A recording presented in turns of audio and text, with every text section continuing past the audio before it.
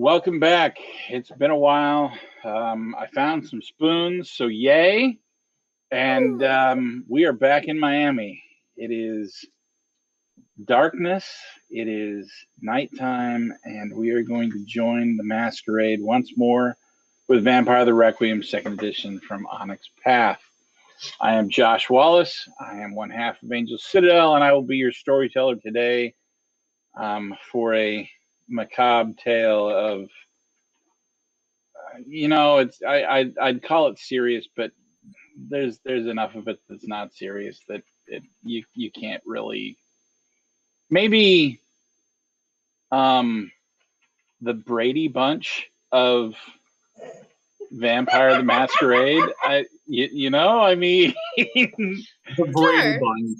The Brady. Okay, yeah, let's go with that. We go by a little bit of Looney Tunes rules. There you go. There you go. I have my cast with me, and it's great. So we're all back. Let's go ahead and introduce them real quick. Carol, why don't you get us started? Hi, I'm Caro. I'm Sino Mari in the Discord, sometimes in the Twitch chat when my computer's cooperating. It's not right now. And I am playing Charlotte Delacour and Invictus DeVay. My name is Charlotte, but you can call me maybe. And somebody's trying to, as I recall. More than one somebody. More than one somebody. Rusty. Hi, I'm Rusty, Rusty T Robot in the chat. I am playing Victor Rockwell, a gangrous. Wow, I cannot speak. A gangrel Invictus who just recently fucking ate a guy for the first time. Yeah, it's not gangrene either. Gangrel. This is something else. They're not mutually exclusive. You can have both. Yeah, but that's more a Nosferatu thing, you know? Yeah. Yes, who recently ate a guy for the first time. Oh, and yeah. last but not least, Joanne. Hi, I'm Joanne Wallace. I go by Angel Citadel Joanne. You'll see me around a lot, occasionally when I have enough spoons and they don't get stolen by my husband. I am playing Kimberly McKnight, a Deva of the Order Draco. Haha, I remembered. All right. What happened when we last left our heroes a month ago? Tell us about it, Rusty. Victor was finally was contacted by an old friend of his to finally cash in a favor, and can't remember all the details leading up to it, but it ended up with them. Oh, let's see. The connecting thread had something to do with Charlotte, didn't it? It did. You Yeah. were asked to take out a gentleman named Troy, who previously Charlotte was involved with through not the most consensual means. She did end up scamming him by saying she would get him a bunch of Instagram followers. And she didn't.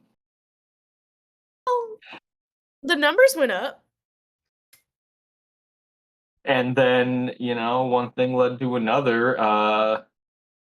We had Kimberly kind of take Troy off somewhere, and the other guy that was there, Victor got, the mafia is involved now.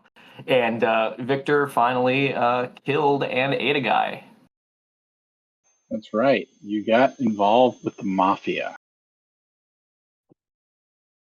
Because what good story doesn't involve a crime family?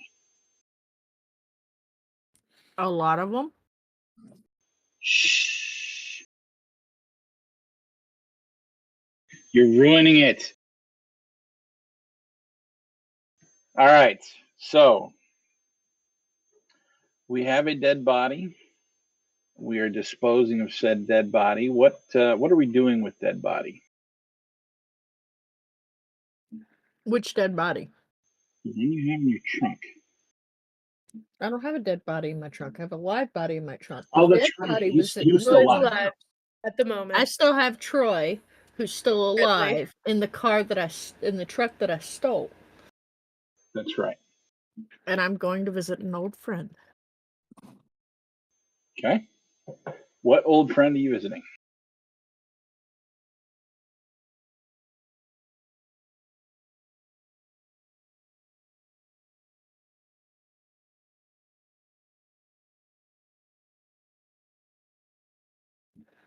The dude.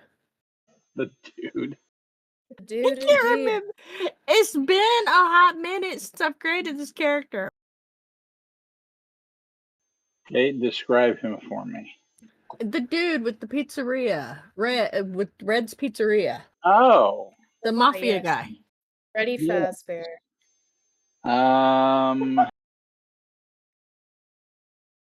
He's not the scary one. The bunny is.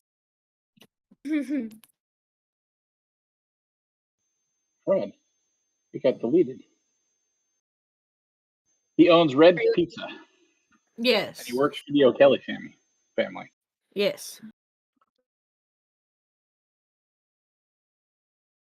It should be in the latter page.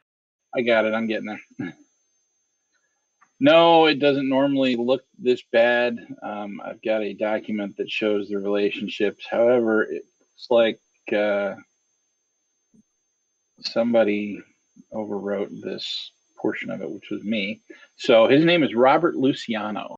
Who could have done Yes. this? Well, he had to have done it because he's the only one that has access to that document. And the software that made it. So Who could yeah. have done this? Who could have done this to poor Josh? There's someone. Oh, somebody else's fault. So yes, you're taking it to Robert Luciano. Okay. Are you going to Red's Pizza or are you going somewhere else? I am not going to Red's Pizza because I'm not stupid. I'm going to give him a ring and let him know what gift I have for him. Okay. So you dial a phone number that you don't dial very often, and it rings twice and then gets picked up. Good evening. Hello, my old friend. Why, Kimberly, is that you? I know, it's been a while. It has I have a indeed. gift for you. A gift, but it's not my birthday. Consider it a reminder of I know what I owe, and am more than happy to work on that debt. I see. Um, I'm busy for about the next hour, but there's a warehouse uh, downtown on 2nd Street. Why don't I send you the address and you can meet me there in about 2 hours, say? It sounds wonderful. I will meet you there. And she will start making her way there with no. I am not doing that. No. I Are know you better. sure? I am going to take the unconscious Troy, who is still dominated by me, and put him in a safe location, run the truck off a bridge into the ocean with me still That in it, sounds and then get out of the water, and then I'll go pick up Troy and get a different vehicle and take it to the warehouse.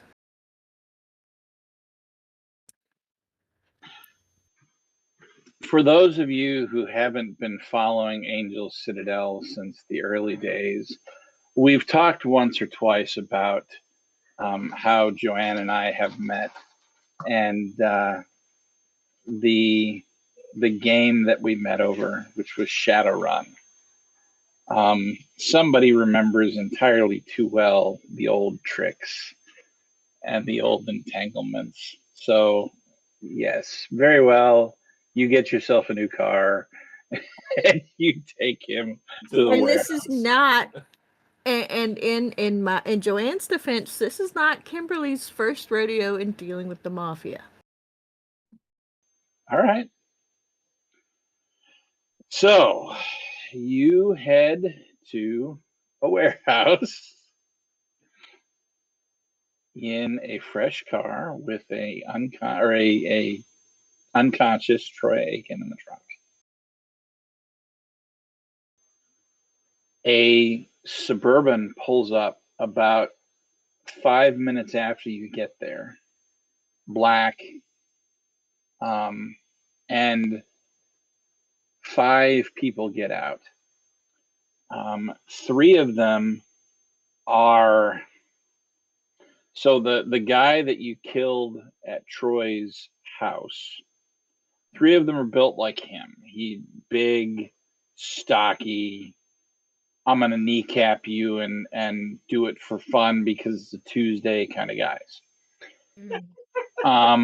There's another one that's probably 5'8", 5'9", and he's perhaps 200 pounds, maybe even 190 pounds. Not super skinny, but he's much smaller than the other 3. And then there's Robert, and Robert is easily 60 years old. He is walking around on a cane,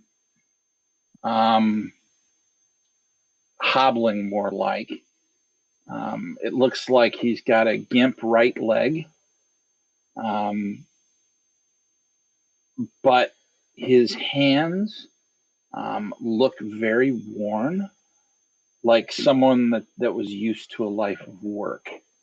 And he gets out of the car and slowly moves towards you, and 2 of the big guys move to flank him, and the third one stays by the car, but his hand has sort of strayed underneath a suit coat, just resting there, and he approaches you.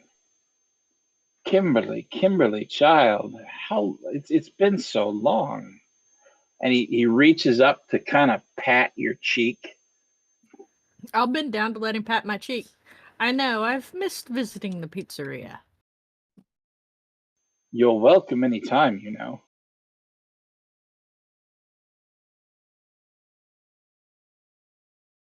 But I have a gift for you. You do? I'll open the trunk of my car and I'll pull Troy out.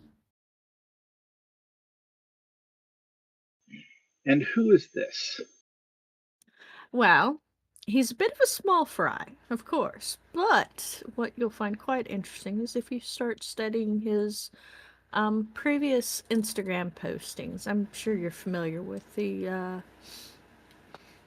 issues you've been having with the other family and the way they've been slipping drugs into Miami. Well, he's been helping them conceal their tracks, and I figured you could use a little hand up.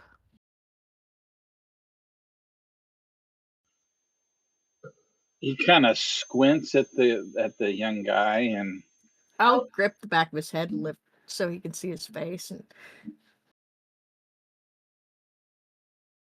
are you certain? He doesn't look all that bright. they do say that any monkey with a typewriter will eventually produce Shakespeare, so. And of course, he doesn't look that bright. He's a patsy. But the information that his electronics glean would be useful to you. He reaches up with his cane and kind of knocks the guy on the head a little bit. Not super hard, but like he's knocking on a door. He just raps the top of his head. Wow. Troy wakes up, kind of startled, and looks around. Who are you?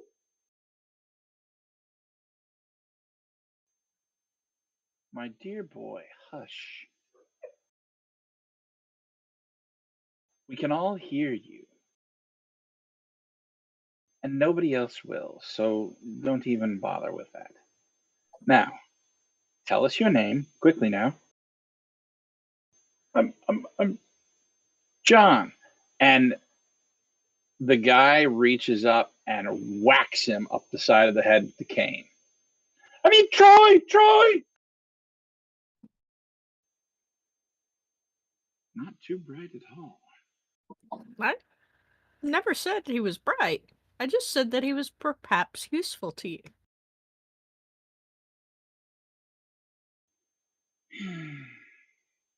Waste not, want not, I suppose. And he turns and he looks at one of his big guys and kind of jerks his head towards Troy.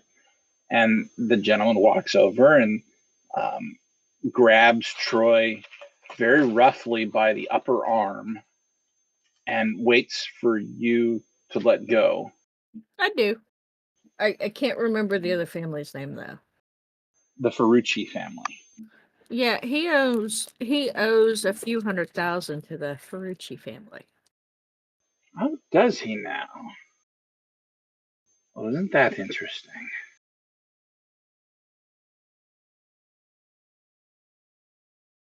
He turns back to you and reaches up and pats your cheek again. Thank you, child. Of course, anything for family. My wife would love to see you back at the pizzeria. I'll make arrangements to visit. And he turns and they walk off, and about halfway there you see Troy start struggling again, and the guy carrying him just whacks him upside the head and he slumps. And the big guy picks him up and he throws him over his shoulder and then tosses him in the back of the Suburban. The five of them pile back in and they drive off. And I'll take the new car and go clean it out, make sure I vacuum the back of it very well, and then I'm going shopping for a birthday present. All right. And you can swap over to the other two now. Mm-hmm. Charlotte, Victor. Hi. After your feeding festival, Victor, what would you like to do? Where would you like to go? Where do you and Charlotte want to be? Honestly, at this point, Victor's kind of coping with the fact of what he did, and And how good he feels. he feels fantastic, but he feels bad that he feels fantastic. I totally get it. Yep, that sounds right. And he's just right now he's kind of he's like oh boy, I think I need to go home. I think you need to go tell the person that sent you to do this. Oh yeah, yep. Gonna do that. They got to do that. There you go. And he's going to shoot a text and just say, Don't put it in writing, dumbass. no, just let's meet. Should I remind them that they did that last session? Yeah. That's right, we did, didn't we? You called him and said, "Hey, mission accomplished. We're good." And he said that yes, y'all are good. That's right. Yeah, then back to You do get a text from him though, and he sends you the address of a Italian restaurant. Hungry? I'm buying dinner. Be suspicious. I could eat. And Victor and Charlotte's still there with Victor, right? Yeah. Yeah. He's I'm gonna coming with you. Get in the car. Yeah, okay, fine. Let's go. Fuck it, I could eat. Maybe. We'll see. Okay. We need to have the story straight. As far as you and I know, Troy is long dead. Yeah, no. Dead. If he asks, Troy has been taken care of.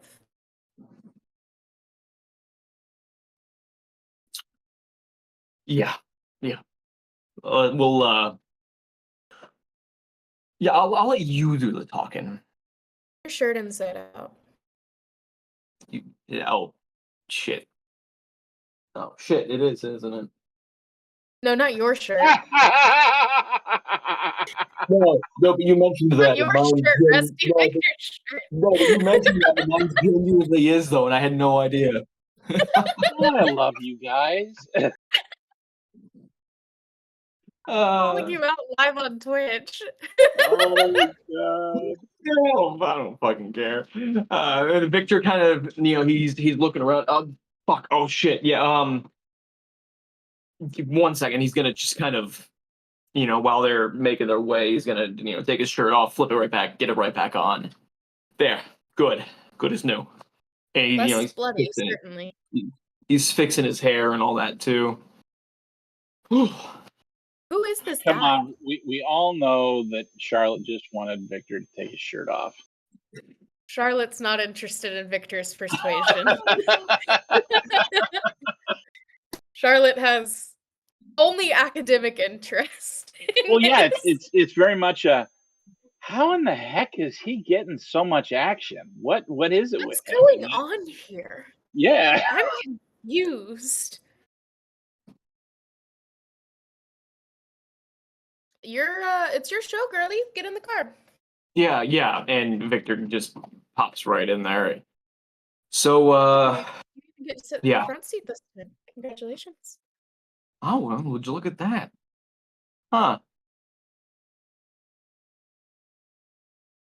Charlotte takes them over to this Italian spot. Do you know this guy's name? Who is this? What are we walking into here? Will, he's an old friend of mine. Let's just put it that way. He was the one that kind of. When I'm in conversation with him. Yeah, I know. He helped me out of okay. Remember how I told you that I kind of, after the bankruptcy, I kind of dropped down to nothing? You didn't have to tell me, but yes. Well, I was able to at least get out of that nothingness because I had a little help. And Lucas was the one who actually helped me out of that. He lent me a few hundred to get back on my feet, and I owed him a favor, and it was with a legally binding contract, if because business and all that. You hundred ended into killing a man? I'd hate to see what you owe me. Yeah. Yeah, no, oof. You done a lot to me, Lottie. But Don't get gross. She parks before he can get too serious. that is you and I both know that's not what I fucking meant. Get out of my car. And she steps inside to the Ew, Italian. get out of my car. Oh. Out of my car. So the restaurant that you're at,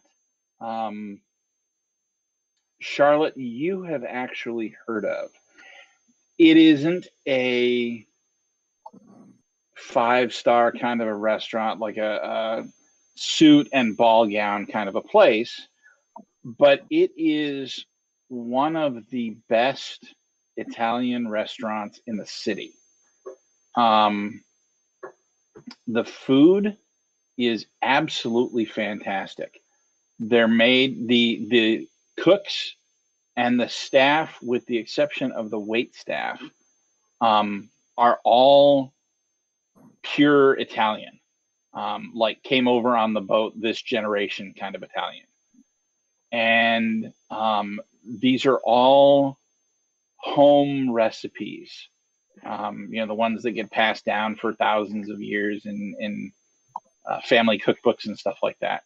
And so while a lot of the food doesn't look quite the same as what you might find in, say, an Olive Garden or some kind of Americanized Italian restaurant. It all tastes fantastic. And so yeah, you walk in, and there's a woman at the podium. She's dressed quite well in a pantsuit, and she's got a tablet in front of her and looks up. Yes, how may I help you two? I'm here meeting a friend of mine. And your friend's name? Lucas. She looks down her tablet and says, yes, I'll take you to his table. Thank you. And she walks you back. There's a table. It's a round one that's got 4 chairs at it. He's by himself. Looks up when you walk in, and gets up and all smiles. Reaches out, takes your hand. Victor, my boy. Yes, come in. Come, sit down. You brought your girlfriend with you. How Not wonderful. my girl. No, not my girlfriend. Trust me, she would not be caught dead with me. Whatever you're into.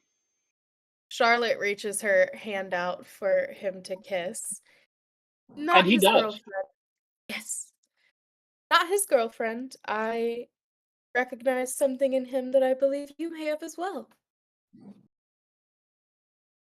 Victor's just kind of give Lottie a that kind of a look, like the what? She Yeah, that. she slings out her skirt a little bit so that the man can't see her foot and stamps her foot down on Victor's.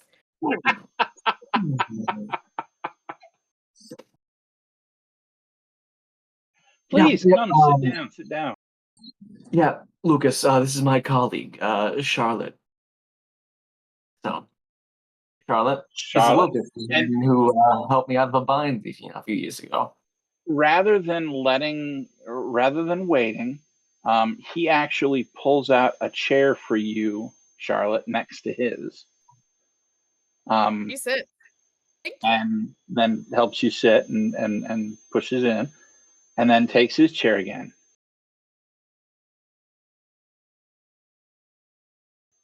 The waiter is right behind you and produces 2 menus, hands them to you. Please, he says, pick whatever you want. It's on me tonight. I have a very nice red coming, 30-year-old wine. It's time for a celebration. Celebration indeed. I was curious to know how you knew of Troy. Well, much like your young friend here, Victor, he came to me and was in need of some assistance of the financial persuasion, and I helped him. And then the excuses started. Altruistic type, I assume. They weren't even good ones. What kind of excuses was he giving? Oh, he had a promotion that was getting ready to air, and he'd be able to pay me back then with the contract money, or then it was he was signing a deal with this star, this other star, and a promotional capacity for a new movie that they were doing, and was going to get paid and would pay me back with that, and it just never happened. He his On the surface, it looked very much like he was a reasonable influencer of people. But, the internet lies occasionally. I don't know who his followers were. I don't know who they are. I don't even know if they're not all one person sitting in some locked room in Taiwan or something with a computer and creating multiple accounts of Instagram fame. That sounds likely. What were you after him with the fame for? Was it just the money, or were you attempting to? I'm somewhat of an influencer myself. Oh no, I'm a banker. I I deal in finance. I don't deal in influence peddling or anything like that. That's Hmm. for young people. And certainly We are not. And he very- looks down and he's not fat, but he's a little rotund. He's just certainly not someone like and trails off. Oh, I'll have to disagree on that. Well, you know.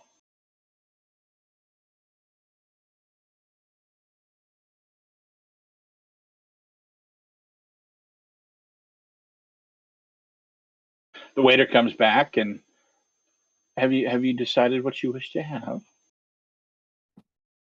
And Victor's kind of been just going through this whole menu here, and can I get the shrimp carbonara, please? Yes, of course. And you, madam? And Ooh. Surprise me. It's been a while since I've had good Italian. He smiles and of course, I'll tell the chef. Thank you. and the Luke, you said you got a wine coming? Yes. Nice. He takes your menus and goes off, and about 5 minutes later comes back with a iced wine in a bucket. Sets that down on a small table that he's carrying next to the table that you're sitting at, and produces 3 wine glasses. Sets them in front of you, and pops the cork on the wine and um, pours a tiny bit into one of them and hands it to Lucas, who sniffs it and takes a drink and smiles. Ah, yes, this is the stuff. And he puts the goblet back in front of the other, or in front of him, and the man starts pouring. Once he's done, he puts the wine back in the bucket and he leaves. Guess you seem like you've been around the block of Miami for a while. Are you from around here? He thinks about that for a second, and well, if by from here this you mean this is where I've lived the longest, then yes, I've been here nearly 20 years. Mm. I was actually born in the Midwest, but I came to Florida and never really left. To Something about the her nightlife eyes, here. her eyes are like utterly glazed over, and she's like, fascinating. What what drew you to Miami? What keeps you in Miami? What keeps me here is the nightlife. Tell me about Well, it's much more interesting than Duluth, Iowa. And he that. Does it chuckles at his sound- own joke. I always thought there was something peculiar about the area. You ever notice something peculiar about the area? Peculiar how? It feels like there's more to it than you can see.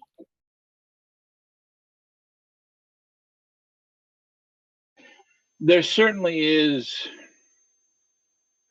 and he pauses, like he's trying to find the right word.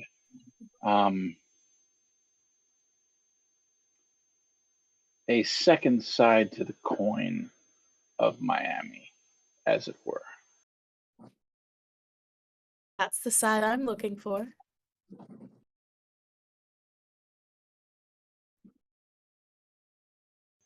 He looks at you for a second and smiles, almost a wistful smile.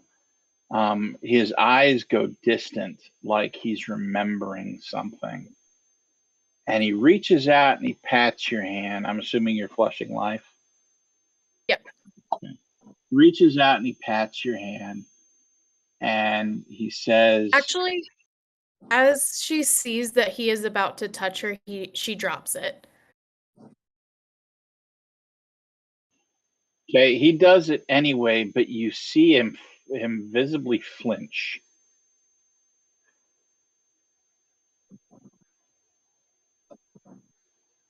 Some things that we wish for are better left alone. I think it's a little too late for me. But hopefully I'll grow old and wise as you are. He pulls his hand back and can't resist looking at it for a second before he puts it back in his lap and looks at you. And you can see the wheels turning. He's not coming up with anything, but you can see the wheels turning. More wine? Yes, of course. He takes a sip of his wine.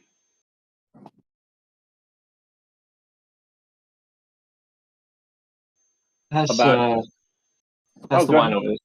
over. Pass the wine over this way. I could do some too. This is gonna. I feel like this is gonna be a. The waiter poured you some. Oh right.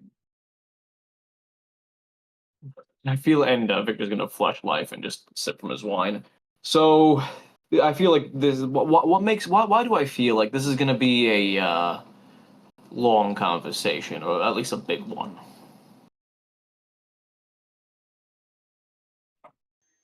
I don't know. I just figured after all our years of knowing each other that once the debt was cleared, it would be nice to have a dinner together. Oh, I think he yeah. wants Sorry, to be our friend. gotcha. Okay, that clears things up. I thought there was gonna be He's something not more. very used to this kind of kindness, you understand? Well, look, I'm not here trying to woo you or anything like that. I don't swing that way. You've seen me enough with other company. Oh yeah. I've seen more of you than I actually want to. Thank you very much. You're welcome. He takes another sip. The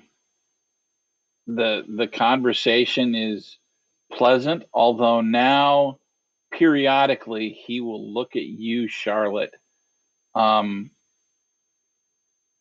again with that calculating look, like you don't add up, and that bothers him.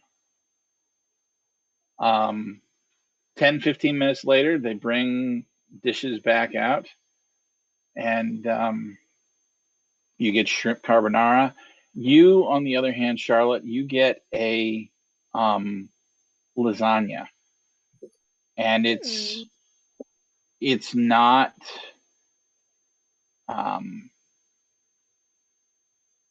uh, it's not a like a frozen kind of a lasagna, right? Where it's I would hope not. it's really well stacked. There's a bit of a fluidness to this, but as they bring it to you and they set it in front of you, the smell that hits you is just out of this world. And they bring him a nice pasta marsala. So going for Yana Garfield there. Hey, Lottie. Yeah.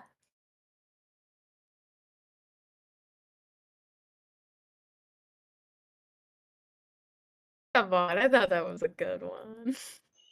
As you eat, it's easily the best Italian food you've ever had. Like, hands down.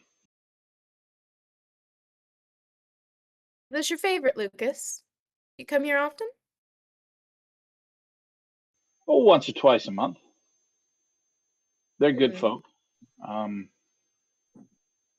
The grandmother that runs the kitchen is well, she's a rather decent sort, and so I try and give her business when I can. Very kind. And you have a nice dinner. Anything else in particular you want to have a conversation with him about? Charlotte just kind of slips him her phone number as they're exiting. I'm the very ambitious sort. If you find there's any other jobs or roles that you're interested in finding someone to take up, give me a call. You're slipping him in on a piece of paper. Or is it a business card or what? It's something she's jotted down on a napkin. Okay. He takes the napkin and he looks at it for a second, and then he looks up at you, and his brow furrows for just a moment. And then he folds the napkin and he puts it in his pocket. I'll do that. Lovely evening. You have a pleasant evening yourself. You guys walk out to your car, and as you get in and you look in his direction, he's still standing there, but you see him lighting a cigar, and it looks like he's looking at the two of you and watching you go. Charlotte takes Victor's hand as she's stepping out and kisses him on the cheek and lets him lead her back to their car, hands him the keys. You're driving. All right, yeah. And Victor's going to, drop his flushed life. And That's fun. I like that man. yeah, he's a hoot.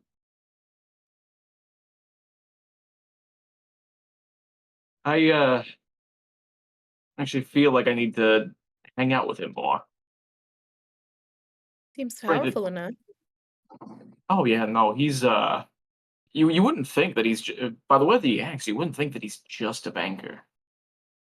I don't think he is. Yeah, no, I mean, surely he that's can't be. He has you to like murder someone. I'm like 90% sure that's just his cover story. But Why do you think I was being so weird at him? I don't care about a banker. yeah, no, I was wondering about that actually because I saw you slide him a little napkin. That was my phone number. Are you jealous? Not really. Can't blame you.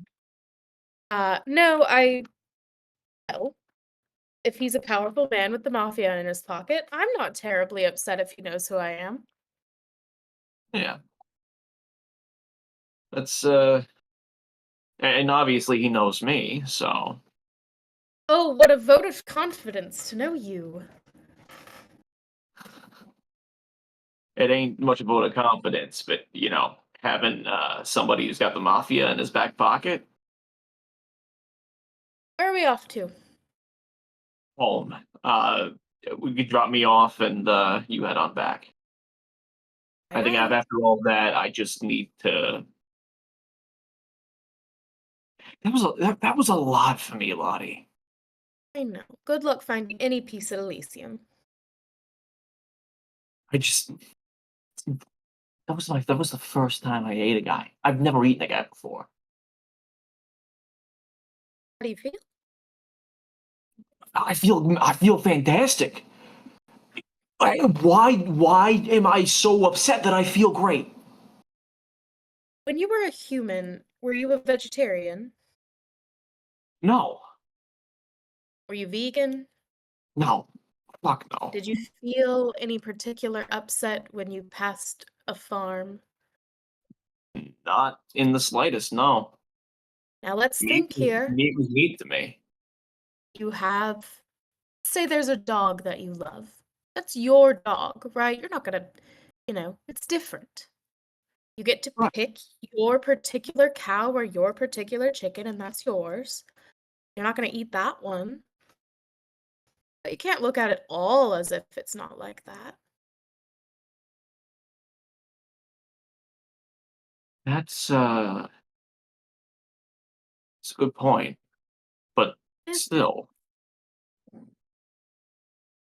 Have I your just feelings. They're valid, I suppose, in some ways. I, okay, Lottie, have you eaten someone before? Yes.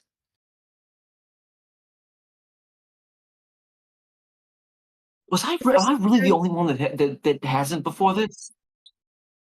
well, the first time was an accident.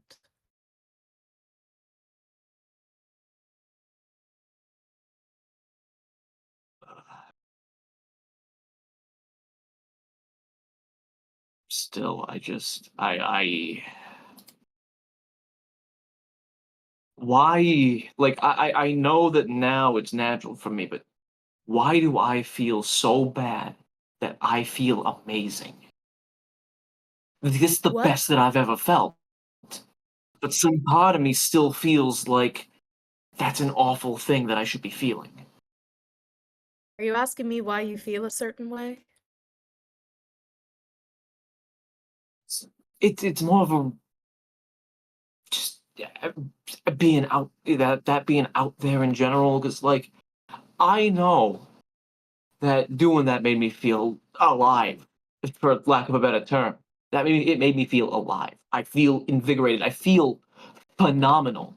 But there's a part of me that knows that it just means that I really ain't human no more. As much as I wanted to hold on to what was left, that finally cemented it in my head there. You're not human anymore. You're something No. much better. And she pulls up in front of Elysium.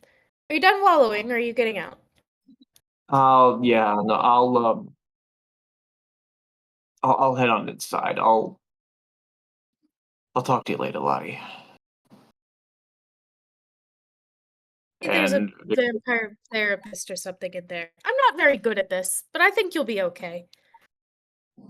Victor's going to get out of the car, head into Elysium, and head up to I don't know, just kind of exist inside of Elysium while he gets his thoughts together. I mean, you could always go to if you're looking for a therapist or something like that. You could always go to the Lancet Sanctum and do like a vampire confessional or something. Got a priest. Oh, yeah, Got a well, bishop. Get in he there. wants. Yeah, well, he's gonna try Forgive to. me, Daddy. I've been naughty. No, the funny thing is, that's exactly what he would say. Is, "You forgive me, Daddy. I've been a bad boy." Ew. But he's gonna try to to just kind of grapple with this first himself, leaving therapy as a last resort.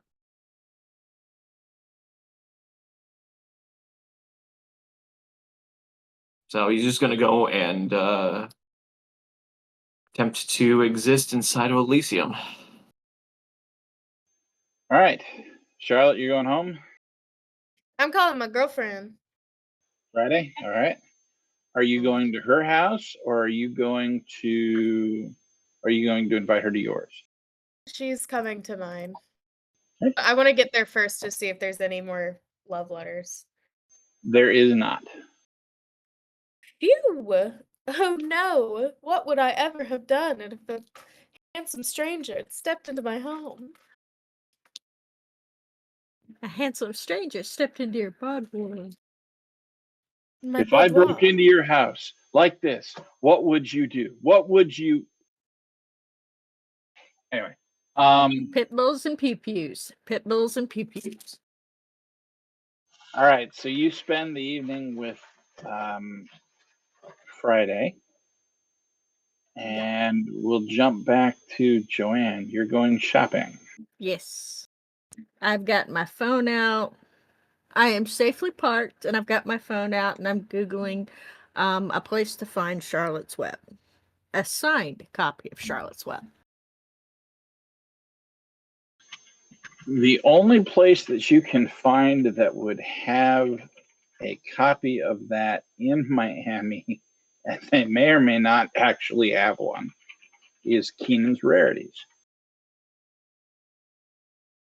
I read the name and get a chill down my spine. Isn't this where Sage said not to go to? Yep. Kimberly's gonna pause, study the name for a long time, go, you know what? You only die once. Twice. You only died twice, and she'll drive there.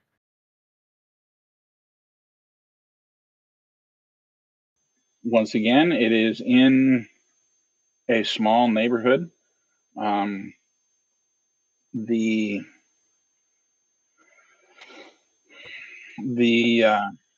building is a 2-story. The shop is on the bottom, and there appears to be a apartment of some sort on top.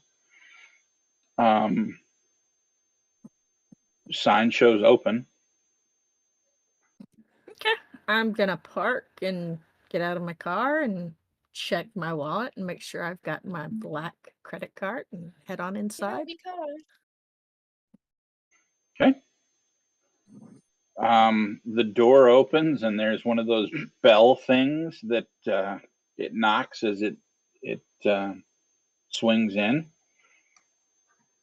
and it knocks again as it swings closed, and you stand there for a minute. You hear from the back, "Just a moment, I'll be right there." Take your time. I'm gonna look around and see if I see any like glass cases, because the book would be behind a glass case. You do not. There's a glass case underneath the counter, but there's no books there. It's there's like curios, small trinkets, things like that. The walls, however, and the aisles are lined with bookshelves.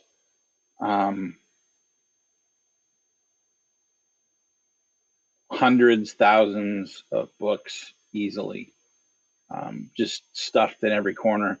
You see, as you look down the aisles, there are a couple of spots where the books are stacked on the floor.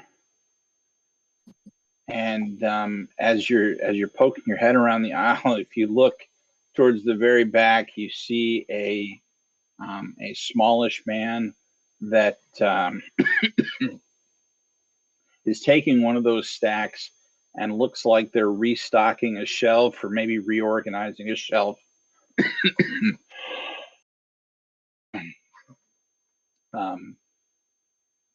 Finally, he kind of sighs and looks at the stack and shakes his head and walks up towards the front. By the time he gets there, his face is smiling, and he looks at you. "Yes, ma'am. How may I help you?" I need to find a birthday present for a dear friend of mine. I was hoping you might have it. Google said that you might be the only place it does. I'm looking for a copy of Charlotte's Web.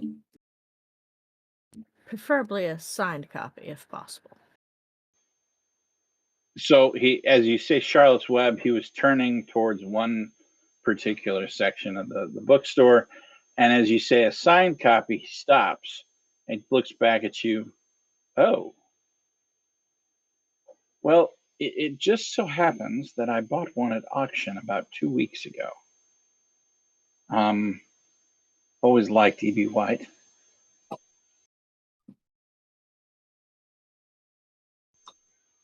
You do realize that's not a very inexpensive birthday present.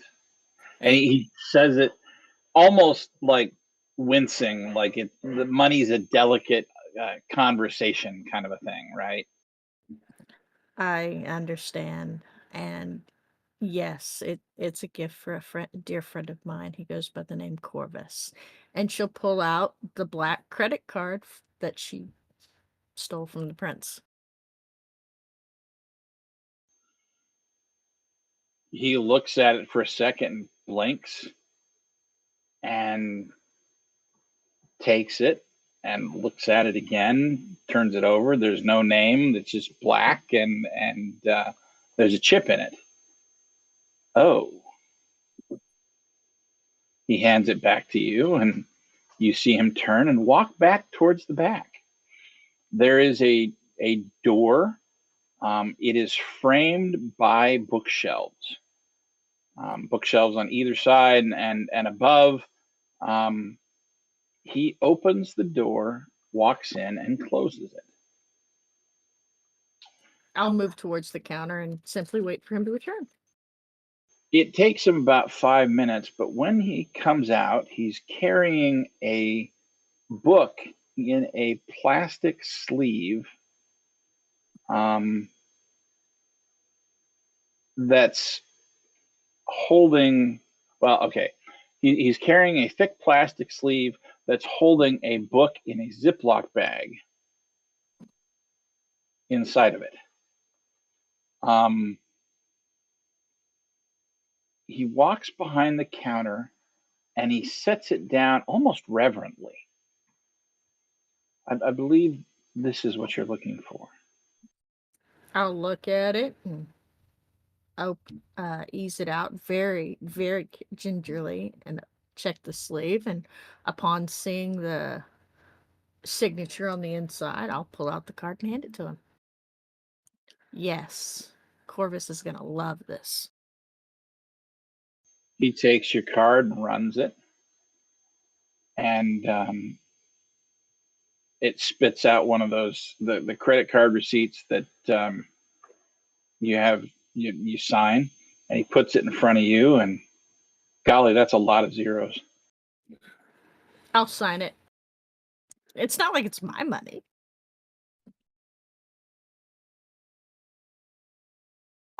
He looks at the credit card receipt, blinks, credit card receipt, blinks, and then he smiles and tucks it into the cash register drawer and spits out another one and puts it inside the clear plastic sleeve, and then says, would you like a bag or something? I believe I've got.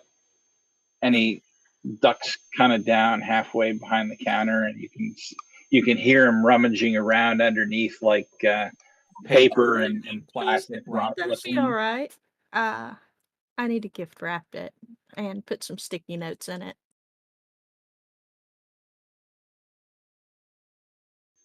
Make sure you get the actual 3M ones. They're less harsh on the paper. Thank you. I will. And she'll make sure the book's in the sleeve, pick it up, and very carefully, and head on out, whistling happily.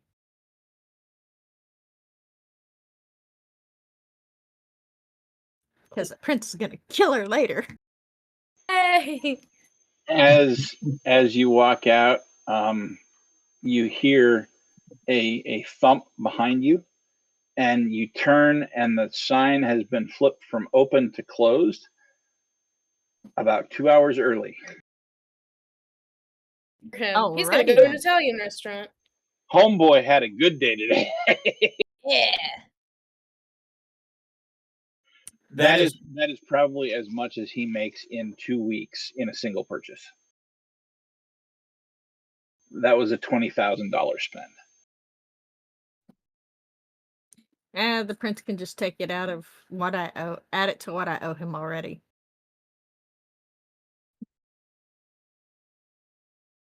All right, you have a book. Yep, I'm gonna go get the stickers and take a few minutes to go to the pages that have the quotes that mean the most to Corvus and I, and sticky those, put the very carefully under the words.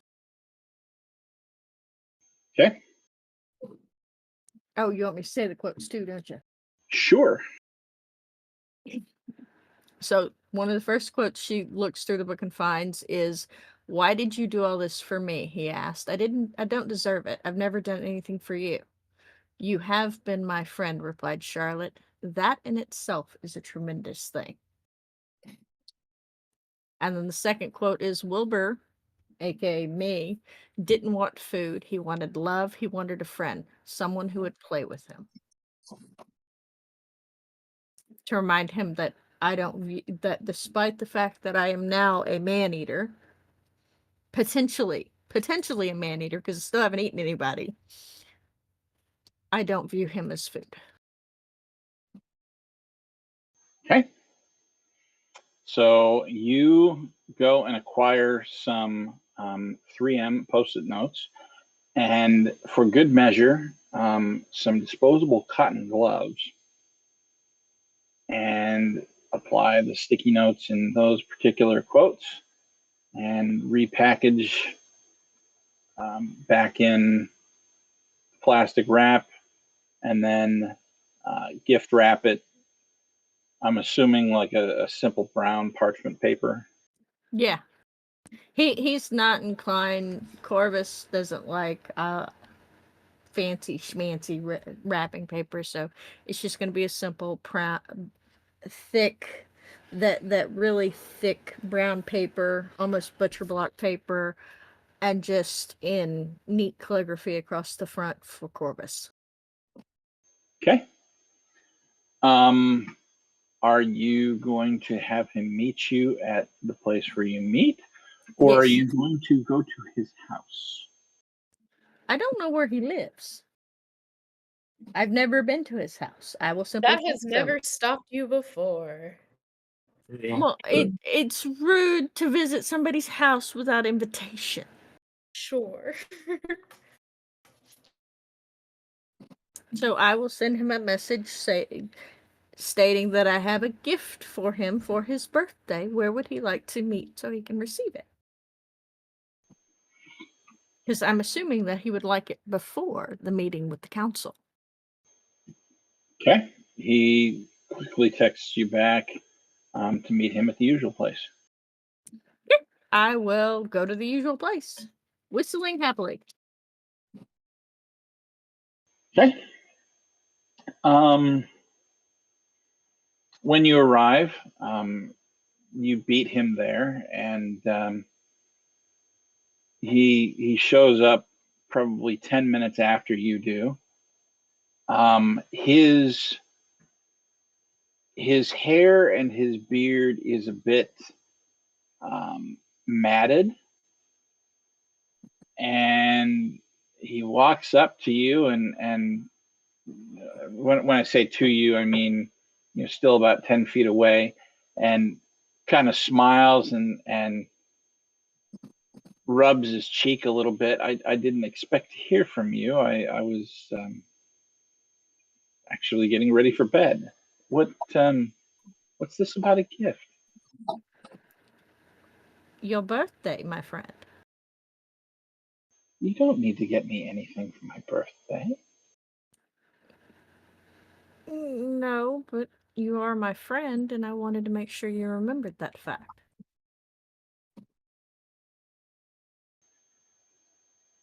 He smiles and looks at you for a long moment and says, "My dear girl."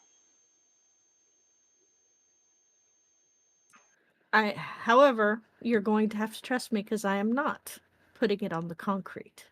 And she'll hold out the book on the palm of her hand. He looks at the book for a second and then slowly walks towards her and I am now statue. takes the book from her hand, takes the package from her hand, rather. He doesn't back up. He just stands there, looks at it, and in the script for Corvus, and so he pulls the twine that you wrapped it with, and it falls away, and the brown paper opens up, and he looks inside and sees the book in clear packaging, and then he gasps as he sees the signature. Oh, my dear girl, you shouldn't have. This must have cost a fortune. No.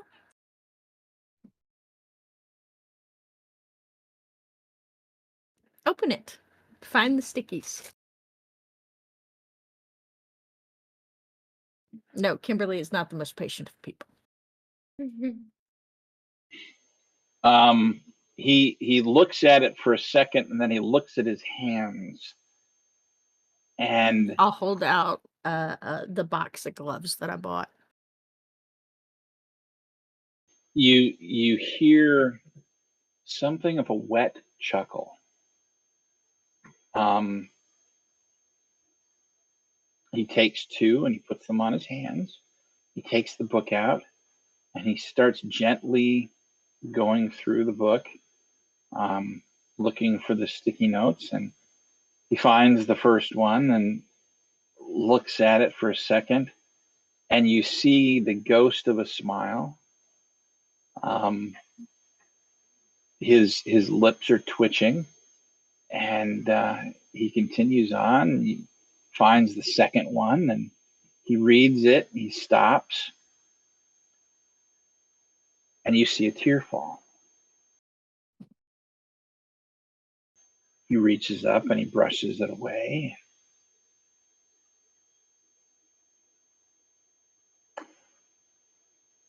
It has always been an honor being a friend of yours.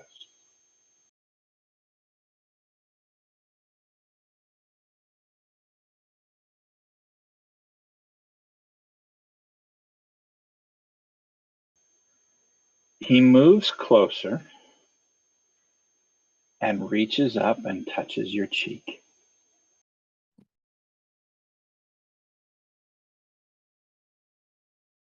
I will flush life so that when he touches my cheek, it's soft and warm.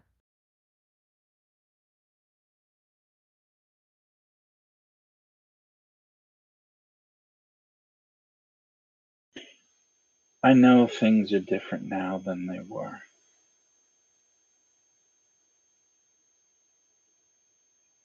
But do not ever lose who you are to the night. I'll do my best.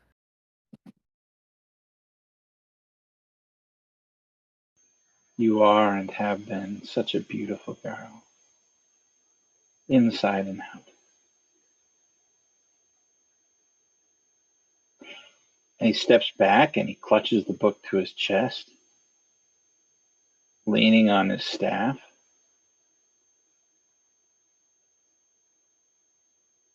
Sometime we're going to have to go to dinner again. I look forward to it.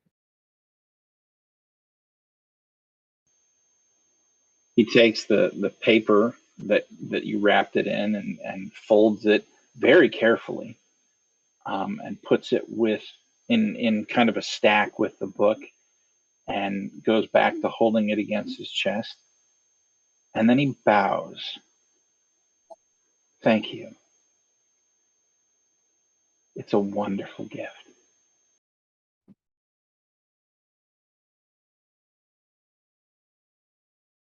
You're my friend. Just remember me fondly as the time travels onward. I shall. I will see you on Tuesday then. Tuesday. It'll be interesting.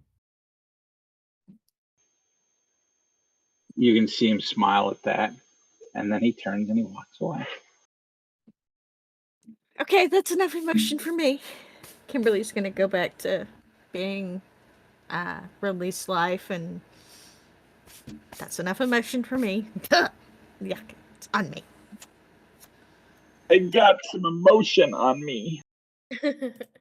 That's Victor's ballywhack, not mine. All right. And that's, I think, where we're going to stop for our break. Thanks for hanging with us for so long. We appreciate it. We'll be back here in about 10, 15 minutes, and we'll start up again with the meeting with the Concilium. And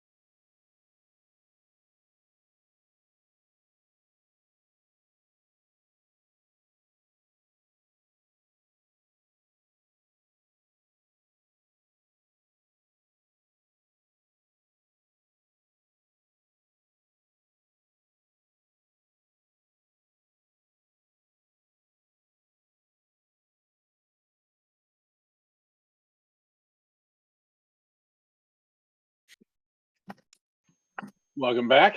It's good to be back. And we are getting ready to go to not a party, a dry and dusty council meeting. Fine, dry and dusty. But it's not a vampire dry and dusty because that's too many beheadings and sorts of nastiness. This is a mage one. So you actually are texted the night before to meet at Elysium, and you will be picked up to be taken to the council meeting. Ooh, swanky. Do you have any idea of like attire? What should we be wearing? Clothes? Great start, excellent. I know one of us has exactly one jacket. Can you a little more specific for me? What more than one jacket? Yeah, it's Clothes reversible. that fit. I'm wearing. I was informed not to wear my normal attire, so I'm assuming something elegant but not overly ostentatious and not Oh, rocker. excellent. This is just my wheel. So waistcoat. I'm basically going to wear a nice black suit. I mean, I could do my gray waistcoat, red tie, and my slacks.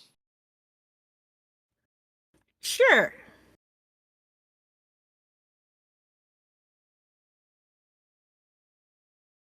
I've only ever Charlotte seen shows up. Corvus wearing robes, so That feels impractical and cumbersome.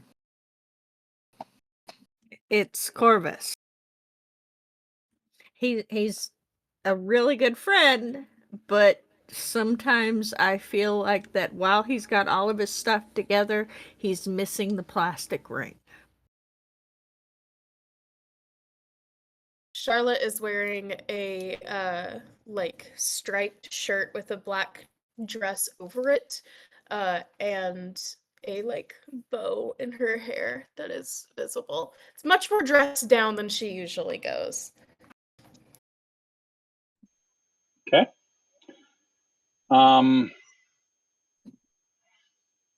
You meet at Elysium at the appointed time, and a limousine pulls up. Getting out of the limousine is a woman. She's wearing a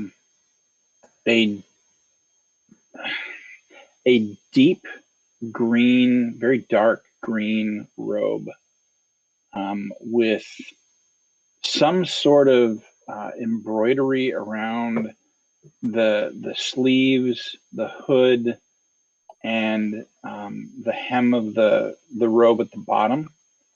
But you can't really make it out. The stitchery is it's not in a contrasting color. It's not designed to stand out. And she goes to the back and opens up the door and says, "Please," and gestures inside. Thank you. And Is your name Corvus was? in the car? This is not in the car.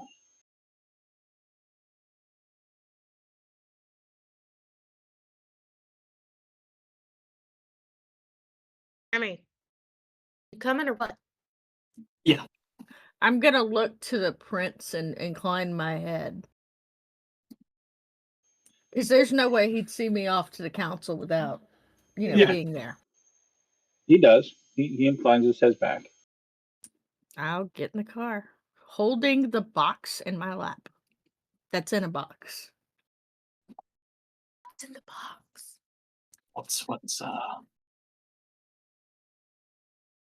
We are visiting illustrious people as their guests. I am bringing them a present to thank them for their courtesy. I brought a wine, but do they? Now I'm starting to I brought a wine. It's a plum wine. And that is good.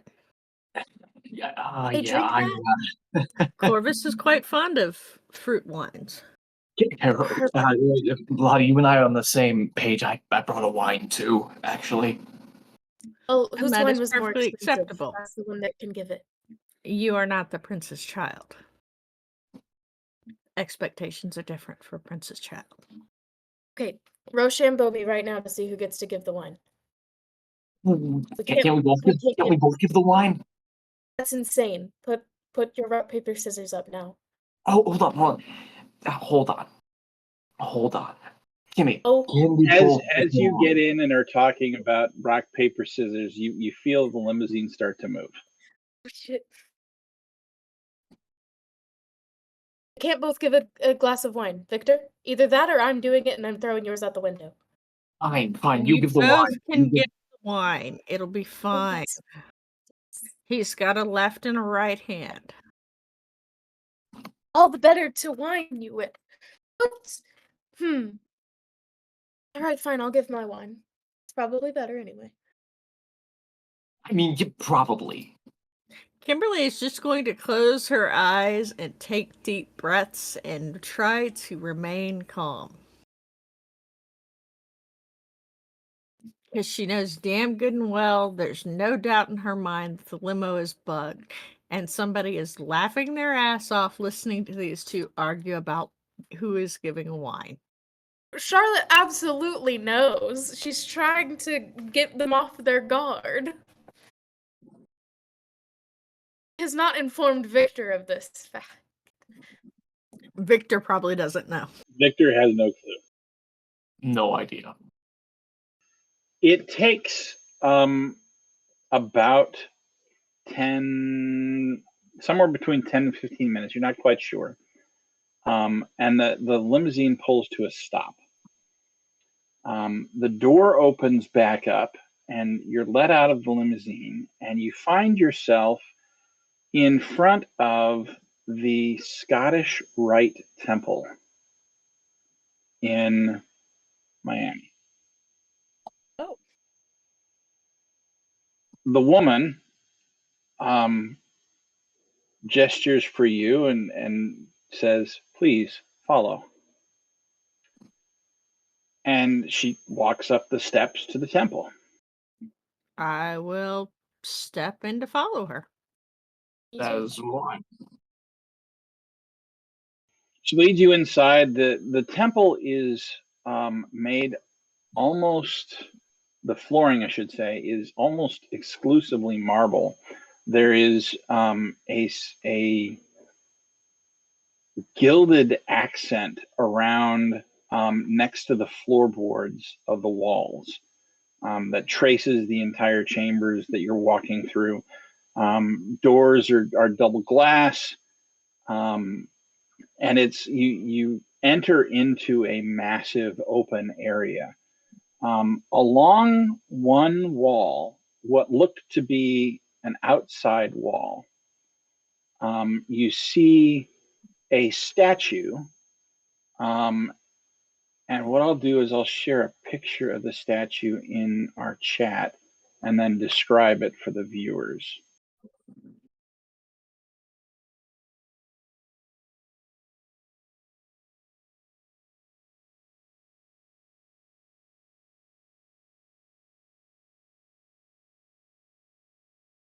It looks like that.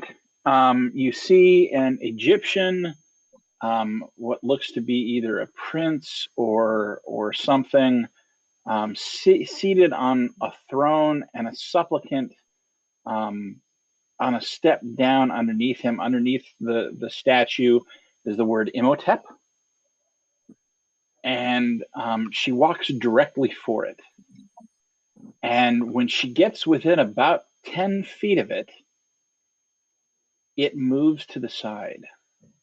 Ooh. And there is a stone archway behind it with stairs leading down.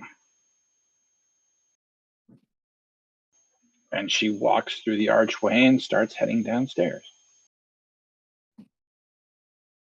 As she does, you note that there are torches along the wall that light up.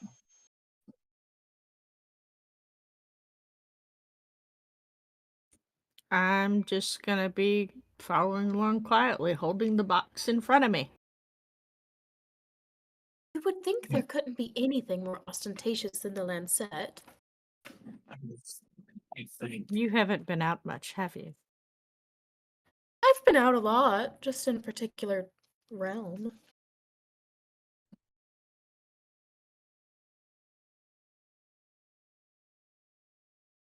You go down and out for what feels like forever.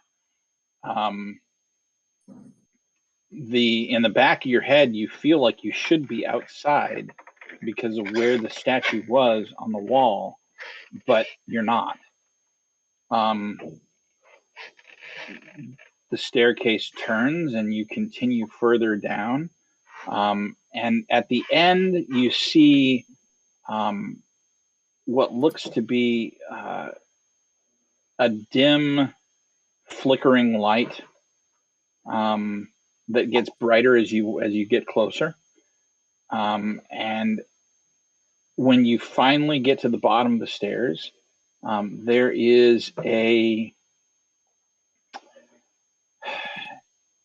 what looks like if you've ever been camping, right, and made a teepee out of wood to build a fire.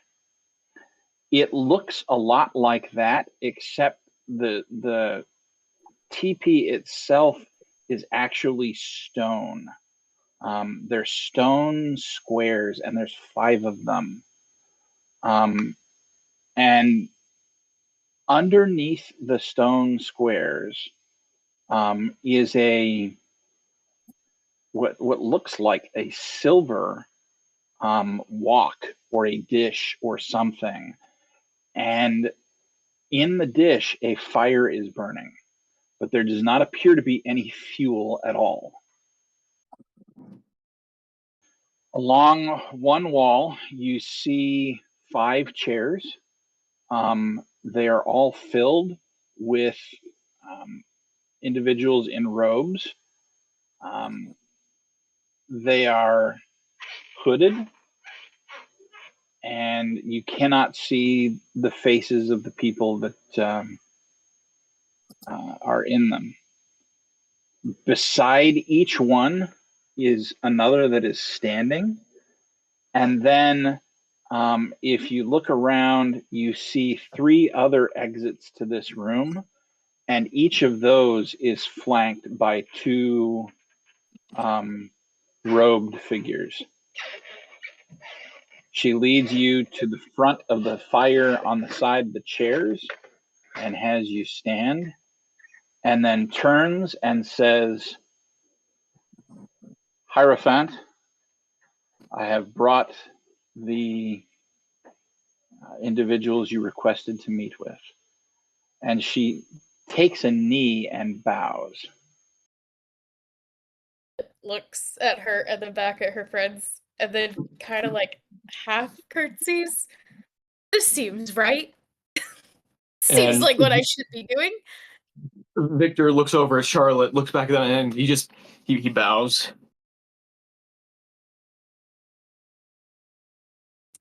Kimberly will bow to the exact degree the prince told her to bow, and no more and no less.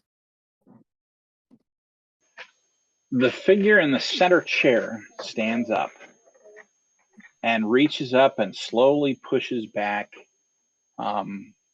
the cowl of his robe. You see he is probably late 40s, early 50s, brown hair. There's a bit of a scraggly kind of a beard, but it's not very long at all. Like he keeps it trimmed, but it's not groomed very well either.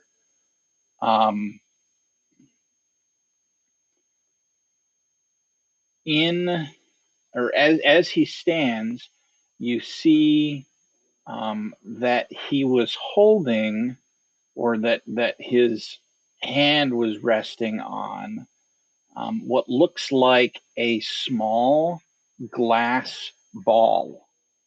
And in the glass ball, it looks almost like a snow globe. There's if you didn't know any better, or if you had no other frame of reference, you'd call it glitter that's sort of swirling around inside this thing. He looks at the three of you and says, "Welcome. I call this council to order. Our guests from the vampire court are here to discuss a mutual problem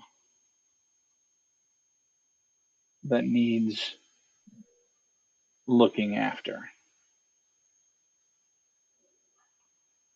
And the four sitting behind him also push back their cowls. There's two men, two women, and they intone as well. "We bid our guests welcome. Peace be unto them as they bring peace themselves."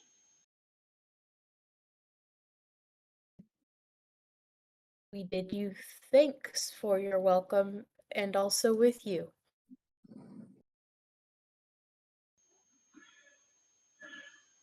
The man that's standing sits back down and looks at the three of you again and says, "I understand you had a bit of an interesting evening a while back. Why don't you start there?"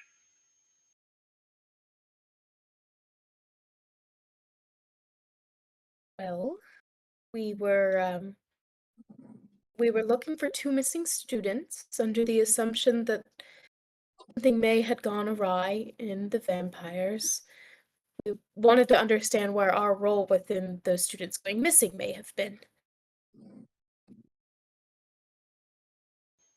I see.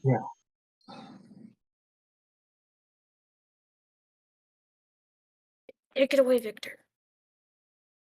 Like popcorn reading. And Do what the did first, you find? do the second part, then him, and then we'll. It's like popcorn reading. Right. I didn't. Okay, I have to ask, did you say that out loud? Yes. Okay. There is, let's see here. It's gonna be, yes, her. Okay. On the left side of the individual that had stood,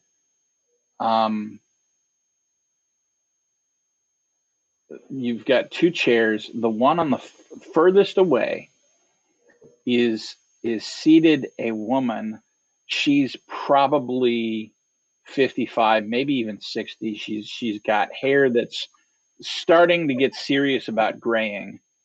A little bit wrinkled in her eyes. She's got crow's feet, and you can see her desperately trying not to laugh.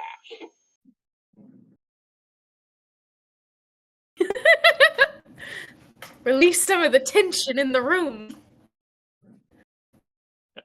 I didn't prepare for this though. You had a week! Why didn't you prepare? I know. I had all this stuff going on. Okay, you go with Kimmy. I swear, when I go in the coffin, I want you to be on my group so you can let me down one last time. I had all this stuff going on, okay? Our friend forgot to do his homework. We started looking for the missing children. Paul, I believe, and Maria, perhaps? I have their names in my notes. Just a moment. They were looking for them. And we found that they were both connected to a book that our friend knew about, and our friend took us to find another copy of that book. And then we found a homeless dead man. Dead's more important than the homeless. A dead homeless man also had the book. It was the Lesser Key of Solomon Yes, that one. in the original Arabic script, Hebrew Mm, script. Hebrew we couldn't read. Hebrew. Yeah, It was that's still in the original Hebrew script. I was informed that they were probably playing with things beyond the veil, and there would be investigations done because somebody's trying to open and invite things from the abyss. It was really all rather icky. That's a good way of putting it. It was very icky. He sits back in his chair and begins to kind of stroke and scratch his beard. Corvus And I called saw it a wall a eat a woman. goldum.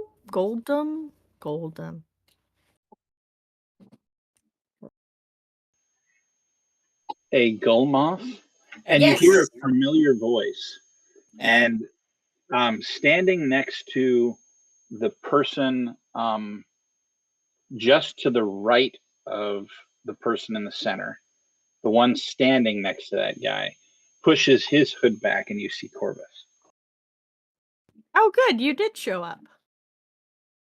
Kimberly almost immediately starts relaxing slightly. Yes, a gold moth. We haven't really been looking much more into it because I was informed by the prince that that stuff was the purview of the mages. And she'll kind of gesture with her hands toward the council. I am more than happy to share any information that we have, answer any questions, and if you like, I'm pretty sure you've got that mind magic where you can display memories.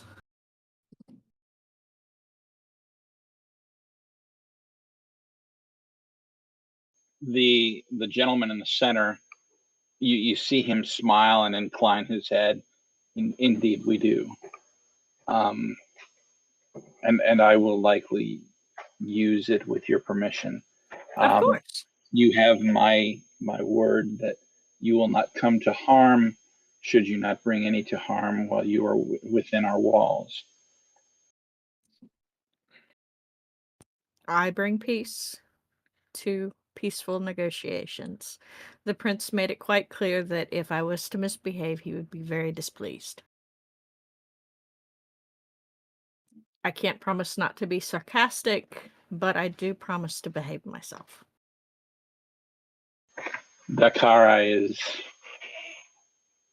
an interesting individual for a vampire.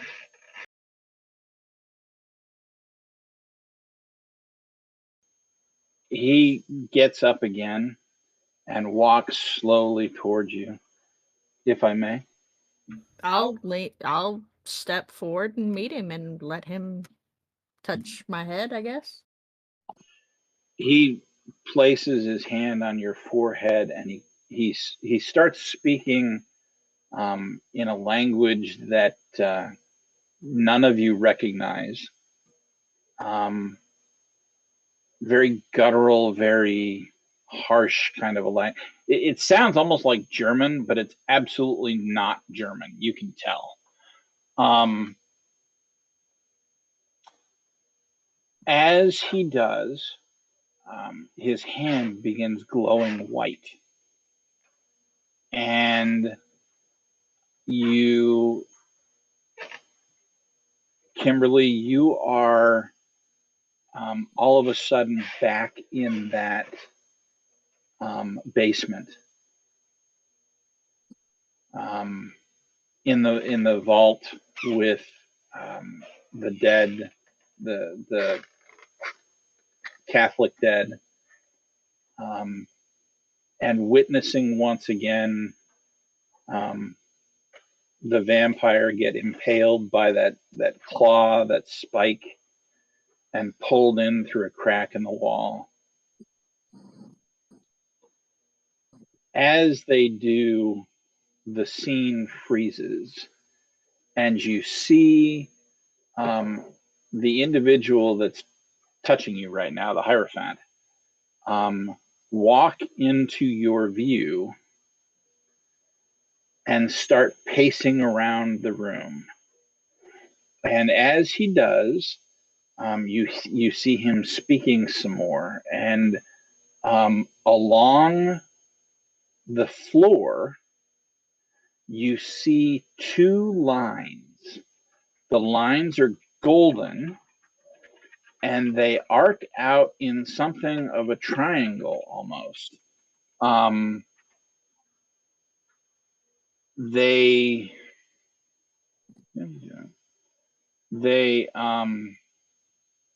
they're not parallel. They start there and they branch out in, using your triangles, right, an acute angle. Okay. You didn't know math was going to get into this, did you? Don't do math. Not the math is horrible. The math is evil. In an acute angle and moving away from the crack on the wall towards the distance. They look like they're going to run under the other. They run under the other wall and then they disappear. He stares down at them for a second. Oh, interesting. And as he walks back around behind your viewpoint, because you're sort of frozen there, looking at the crack in the wall, you feel on your tongue there's this acrid taste, like something almost metallically bitter on it. And then the scene starts again, and the crack in the wall shuts. And then it's over. And he takes his hand off your head, and he looks at you and kind of cocks his head to the side and says, I've reached up with one hand and I'm like pawing at my tongue, sticking out on that. That was horrible. he cocks his head to the side and he says, "My apologies. The aftertaste of some magic is rather distinct, and that spell often leaves an interesting taste. What you saw on the floor there, those were ley lines. We have several of them running through this city. It is one of the reasons we are here, is we guard their power from those who would misuse them. Or at least we attempt to." And he turns his back on you and he looks at the other four and he says, "What they said was true. We have a Scelesti among us." Excuse me, a Scelestus is the singular.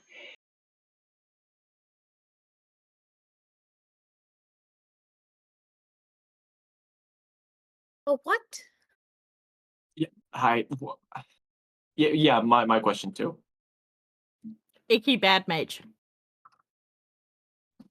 So one of yours. The man next to Corvus stands up next and he says, "A Scelestus. A Scelestus is an individual who, for whatever reason, has reached beyond the magic that we practice and grasps at power offered by creatures that should not exist, creatures of the abyss, of the gap between this world and the supernal, where magic comes from. Once they've made those deals, their magic becomes both more powerful but more corrupt, more tainted. And they have abilities that we seek to limit access to for various reasons. When Scelesti have been allowed to flourish in the past, horrible atrocities have occurred. You have perhaps heard of some of them. The Black Plague. Yeah, we had a whole subject on it in school. The Chernobyl incident. Yeah. Oh shit, that was y'all? So, sounds like we need to find him and kill him.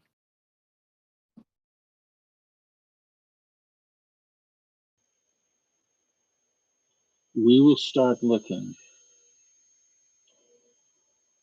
This is not going to be a quick search, however. Often the Scelesti are very well versed in hiding themselves. They're taught by their abyssal masters to do so. But we will look. When you return to your court, if you would tell your prince that we would appreciate you sharing any information that you find concerning other missing persons.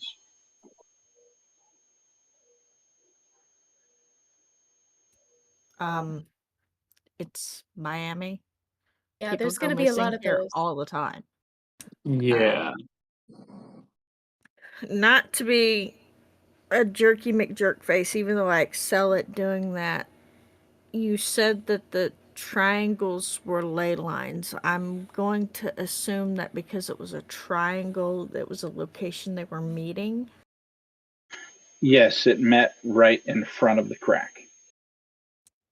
So, how often do ley lines cross like that? We have over 60 in Miami alone. Oh damn. So they make these little devices, they're called cameras. Maybe putting those up where the ley lines intersect be a good place to start. 60 is a lot fewer than, I believe the last known number of missing people was 472. People go out on cruise ships all the time and vanish. Plus, there's the people that we eat.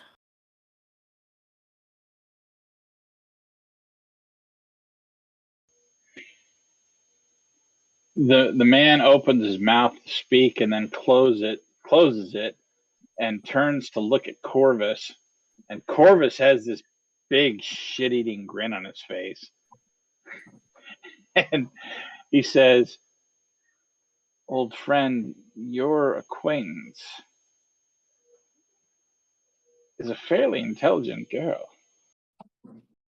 He's like, "Yeah, I know." Aw. Very well. We will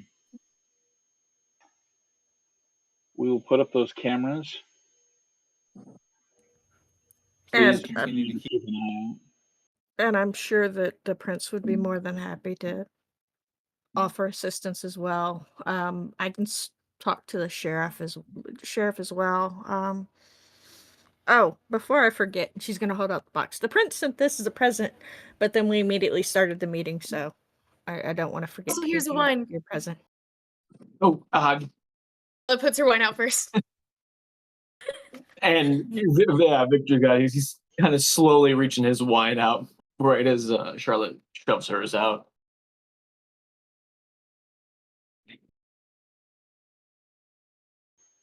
The Hierophant turns around, looks at the three of you, and now he looks like he's trying not to laugh. He goes and he gently takes the box and the two wine bottles and walks back and hands one to the person on his right, one to the person on his left, and he keeps the box for himself and he says, "Thank you, my friends." Of course, happy to help. He opens the box and looks in, and you see his eyes go really, really wide. And he closes it again and looks up at you and says, "And thank your prince for this extravagant gift." Of course. He likes to give shiny things. I believe it is I who will owe him a favor here.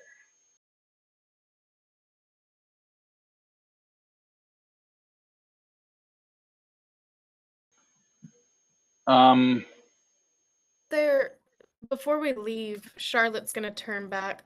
Is there any assistance we may offer?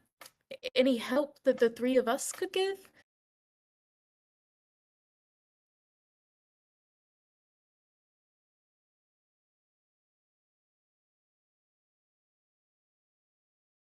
He turns and he looks at the guy that had talked about the Scholastus. And he's the one that speaks and looks at you and he says, "If this individual is trying to call forth a Golmoth, the sacrifices that he uses will be people of power.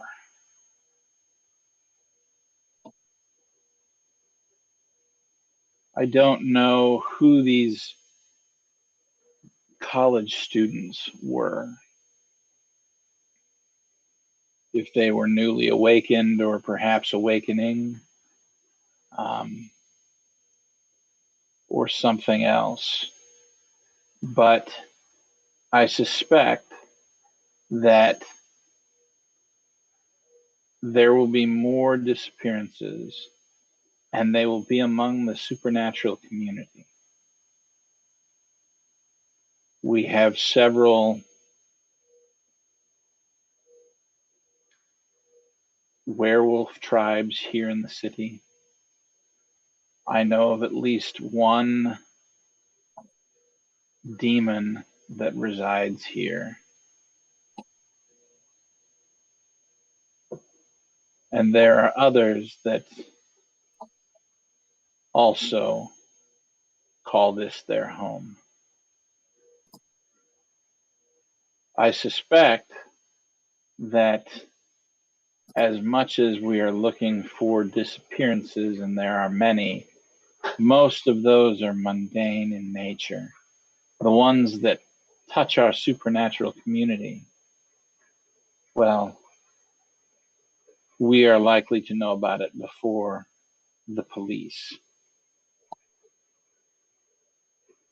the hunters, the mages, the vampires. Somebody will have heard of it first. Perhaps keep your ears and your eyes open.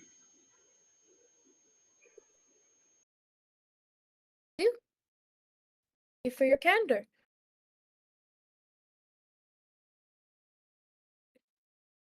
Of course. Should you find anything or wish to wish to get in touch with us, please feel free to meet with your friend Corvus. Will do.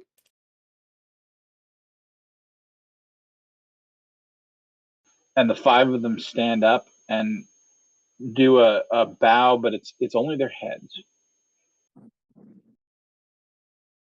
Kimberly will bow back and start heading out. I also bow, As but only with my head. Hmm? Victor also bows and heads out. The woman that brought you in leads you back out. She'd been standing off to the side, but quiet the entire time. I wonder what Gomoth tastes like. Wonder what a Scholastus tastes like. Can we smother him with? I think we should try smothering him with barbecue sauce first. Yeah, I mean, that doesn't sound bad, to be I honest. think just salted, perhaps.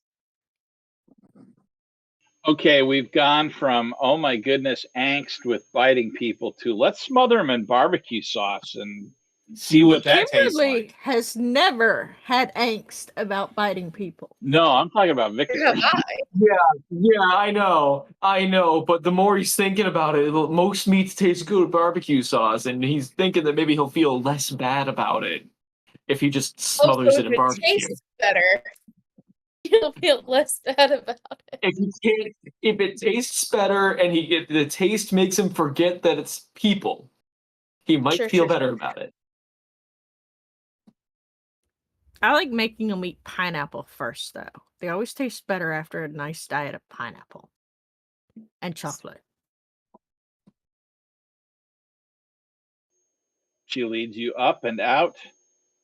You're back in. Is she creeped out a little bit? Wait till.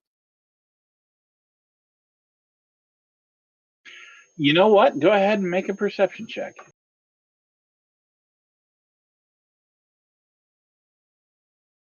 Because, I mean, we are just sitting here casually talking about eating a spoopy spoop.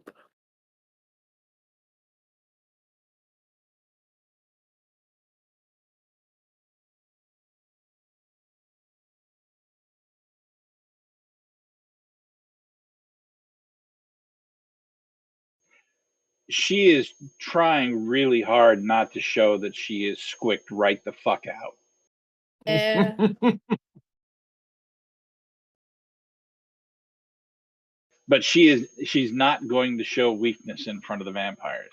Because no. Although he would be a mage, and Corvus told me mages don't taste very good. Too meaty, chewy. She takes you back to the limousine and lets you in. Thank you so And much. My thanks. you drive back to Elysium. And she lets you out. You've been gone probably 4 hours.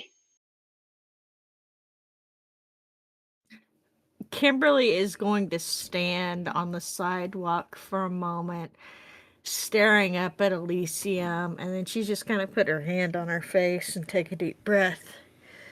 There's food inside. I will get a drink as we go report. It's going to be okay. I can do this. I am a vampire. Shit. You want to go home? Are you good? No, there is no weakness. There is only power. Thanks. What a bizarre thing to say. Kimberly will straighten her back and take another deep breath and head on in to go find the prince and the sheriff.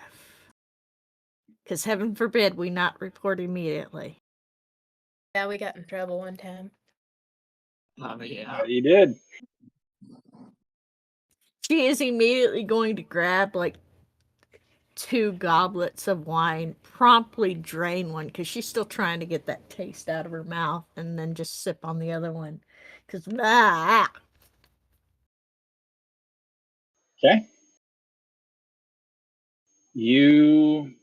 So this is wine you're trying to drink, not blood? No, blood. I'm Blood. fine, blood. Okay. I thought you said wine. I'm Blood. sorry. 2 goblets of blood. Well, one will be blood and wine, and the other one's just straight blood. Okay. You down one, and then you start into the other, and the taste does fade. Oh, thank God. Mages, no magic. Ah! You head up to the prince's office, and the large vampire there immediately lets the three of you in. And as he does, he calls in, "My prince, your child, Charlotte Delacour, and Victor Rockwell."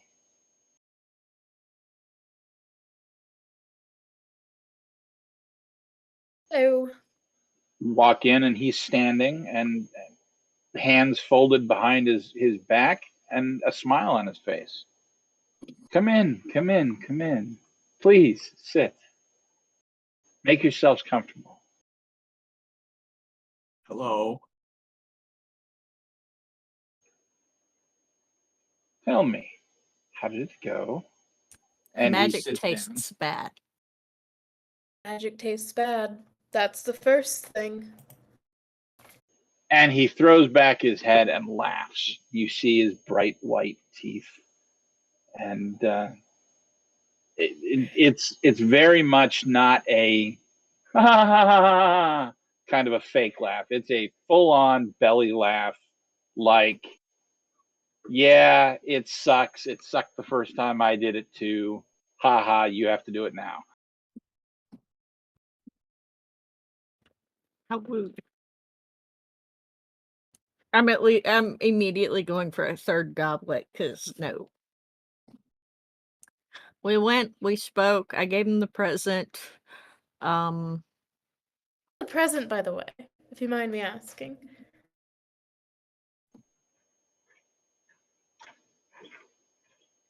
He almost looks like he's going to not tell you. And then it seems like he changes his mind, and he temples his fingers in front of his face, and he says, "It was a very, very, very old tarot card." Oh, thank God. I thought it was another bottle of wine. Mm. Was it perhaps the Hierophant? No, it was the Fool. Mm-hmm. However, the deck that card belongs to, they don't have all of the cards. And I found that one a long time ago in China, and have held on to it ever since. He said it was an exquisite gift. And that he now believes he owes you a favor.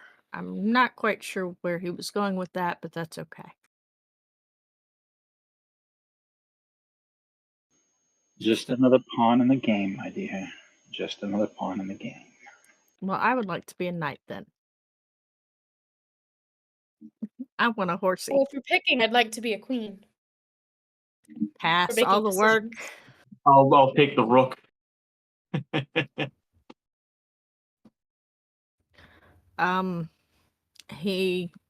I gave him permission, and he went to view what I saw. He did state that they were on ley lines. What happened was on a ley line, and as they're guardians of the ley lines, and then he asked if we'd keep an eye out on for any missing people, and I pointed out that it would probably be smarter to use cameras to keep an eye on where the ley lines intersect, because this is Miami. People go missing all the time. Ley lines, is it?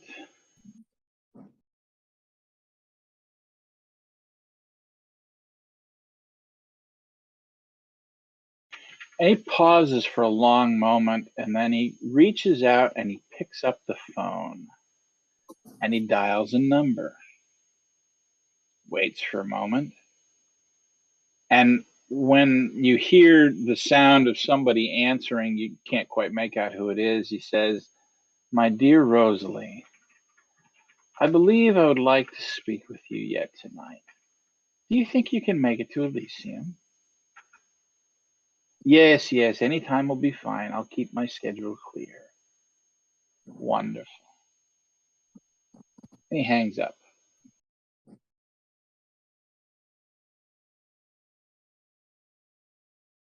Charlotte, you remember that Rosalie is the name of the primogen of the Circle of the Crone. Oh, I'm excited to see her again. I gave her a makeover in an elevator one time.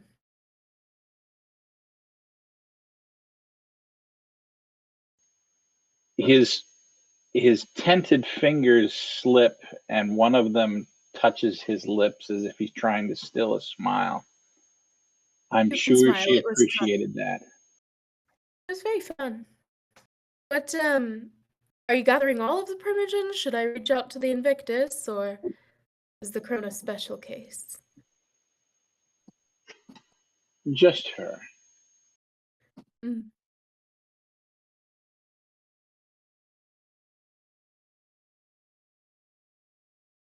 Understood.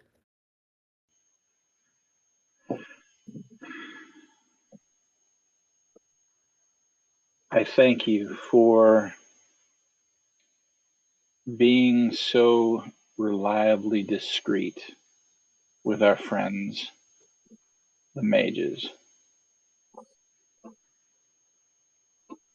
While they can, from time to time, be very irritating Mhm. with their impulsiveness, and he says it almost like speaking about an errant child. They do have their uses, and they can be particularly powerful allies should the need arise.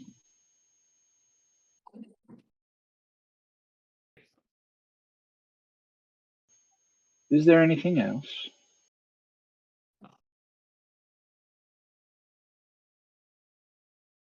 Pleasure seeing you No, again. it was. It always. was always. Likewise, Miss Delacour, Mr. Rockwell. And he stands up.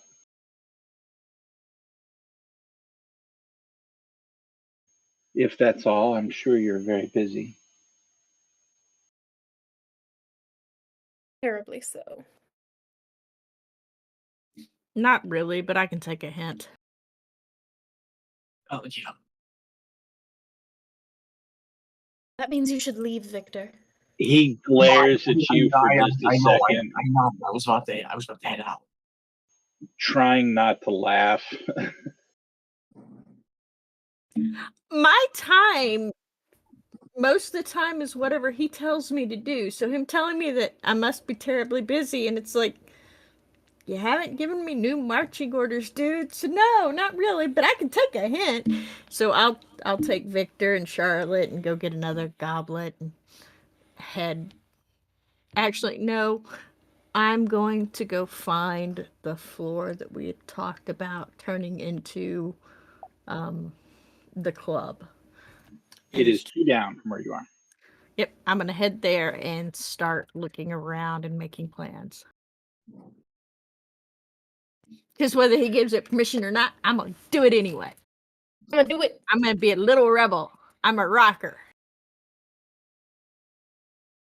We do that. We rebel. Yeah, you do, don't Sometimes. you? It's rock and roll, yo. I'm going to fight for our right to party. Departed. Okay.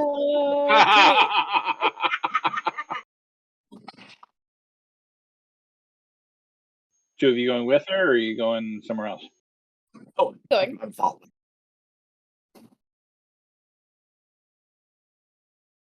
So you see, Victor, this is going to be the next generation club. So there's going to be like good music, like a comfortable couch, sodas, I guess, if that's what the kids are into.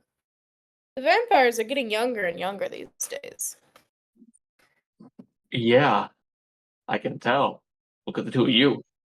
This whole eternal life thing.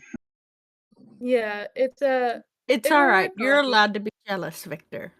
I'll bring the beauty and you can bring. Well, no, you don't have a lot of brains. We'll need to You work can on your bring brawn. You your can start special becoming a self. beefcake. That's I mean, true. I've got the body. I'm cut. He is. He looks quite good with his shirt off. I'm not gonna ask how you know that. I told him to take his shirt off. Did he flex for you Okay. too? I don't know. I was driving. No, it's not what it. Kimmy, it's not what you think. My shirt was on inside out. She No, it's informed me. exactly what you think, Kimberly. Do we need to put a poll and have Victor do a few dances on it? Oh, a I pole in the mean, middle. That is I a great can. idea, actually. Yeah, I mean, I can. All right, so we'll put a pole in the middle right here. That's a great idea.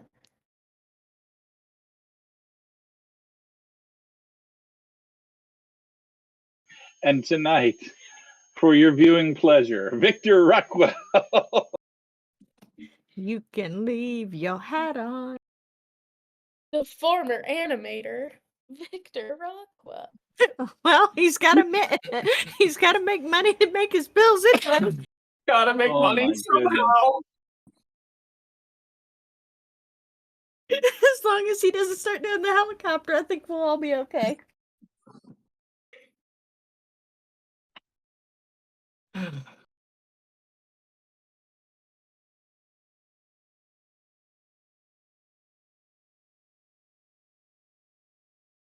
Just don't forget to get him a little bow tie. He's got a bow tie. Don't Oh. worry.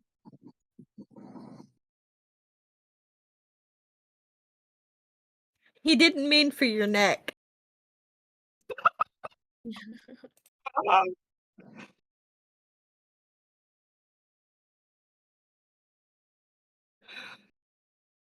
Anywho, And moving on, as Victor turns bright red. the floor is actually mostly devoid of anything really. There's empty rooms along three sides, and the fourth is where the elevator comes down to deposit it.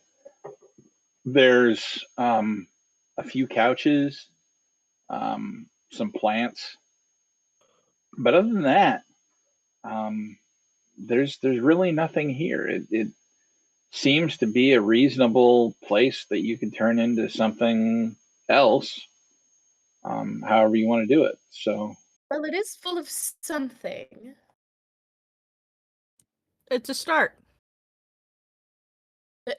Yeah. Ask me what it's full of. It is full of something. What is it full of? What's it full of, Potential. Lottie? Potential. You're Potential. cute. I think we'll keep you. All right. I'm Yay. thinking a nice sound system, a good one.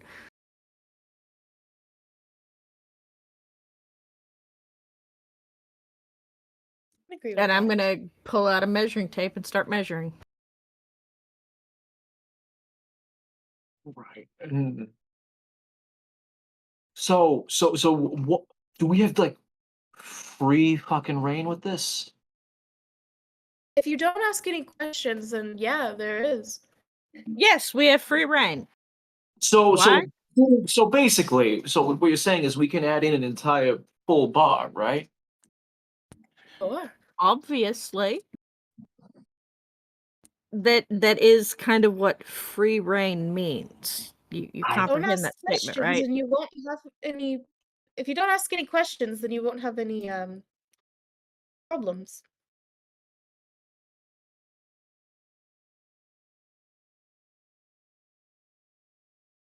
I mean, I could always get to, drafting up some layout designs.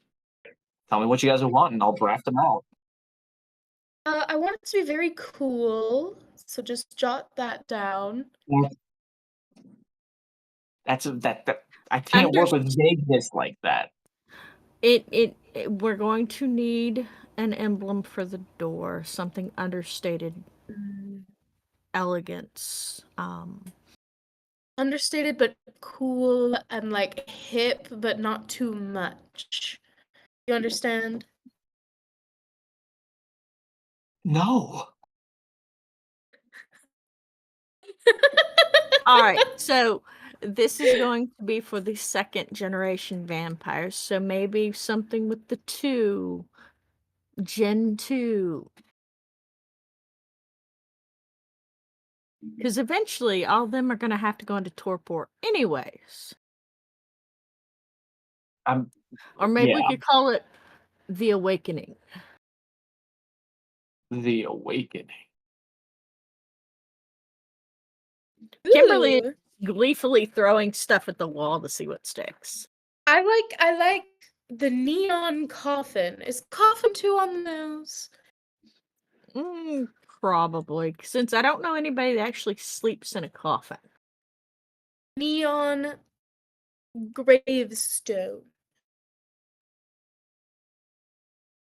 I see where you're going with this, I think. Uh-huh. The Neon Crypt. Ooh, the Crypt Keeper. No, that just makes me think of those old horror movies. Yeah, no, I think well, let's stick with the Neon Crypt. I like the Neon Crypt. So get to drawing. Chop chop. Right. And we are going to change all of the lights to something more suited. Hear me out.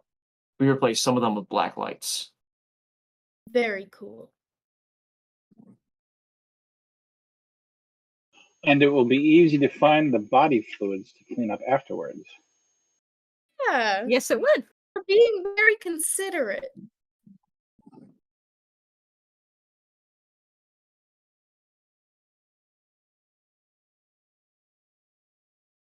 Okay.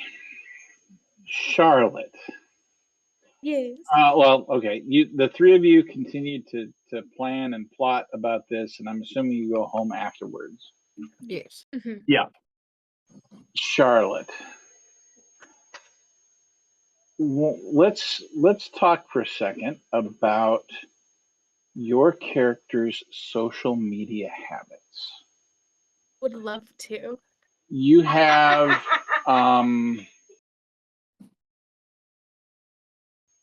multiple different accounts on multiple different venues that you use.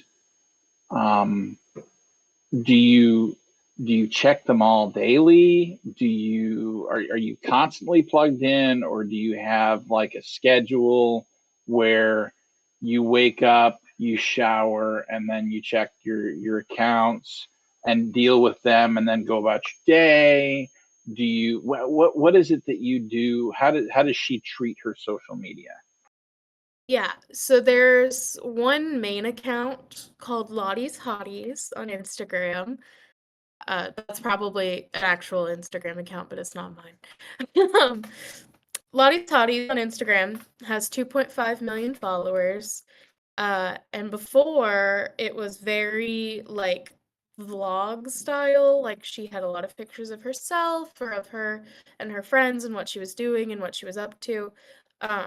Since she has it has turned into a faceless account, which is where basically she still takes really aesthetic pictures that are like very pretty, but none of them have her in them. And she checks that page at least once a day, like right after she wakes up in the evening. Did you take down all of the pictures that had you in it? No, she just started posting She just different started. content. Okay.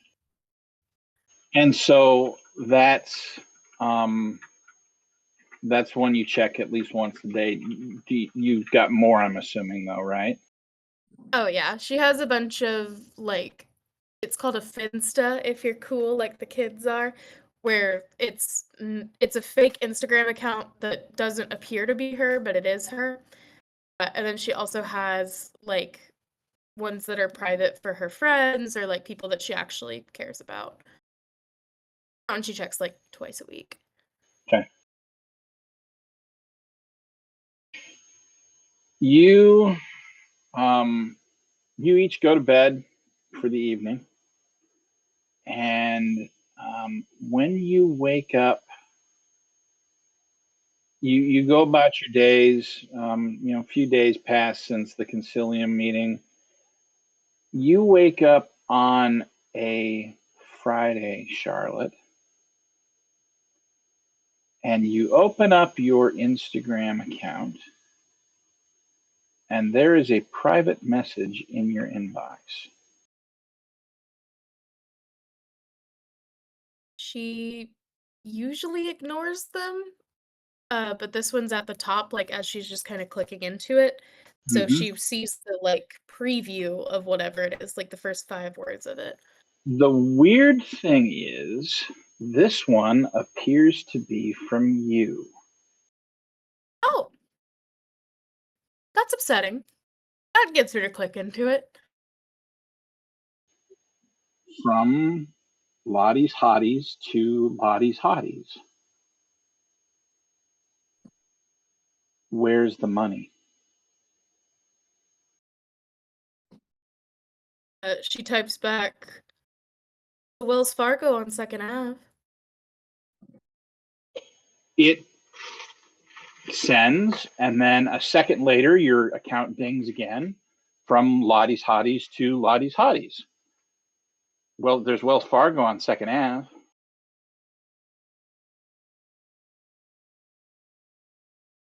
Money. She goes to look in her like email inbox to see if the account had been logged into from another location or anything like that. You find an email in your email account that appears to be from you. Okay. The subject line, where's the money?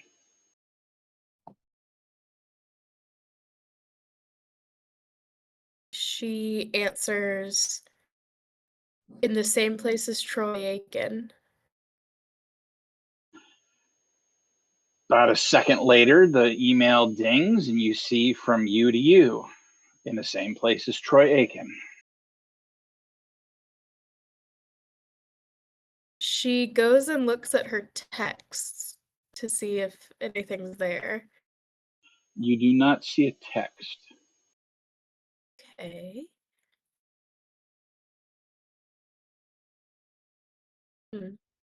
Can she click on the like profile of the person? Is it just her or is it somebody that's like It's spoofing her name? just her.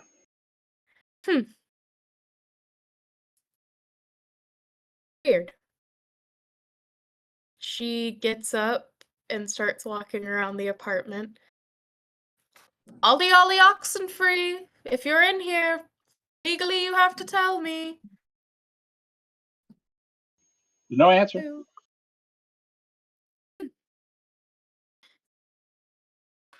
Well, that's not great.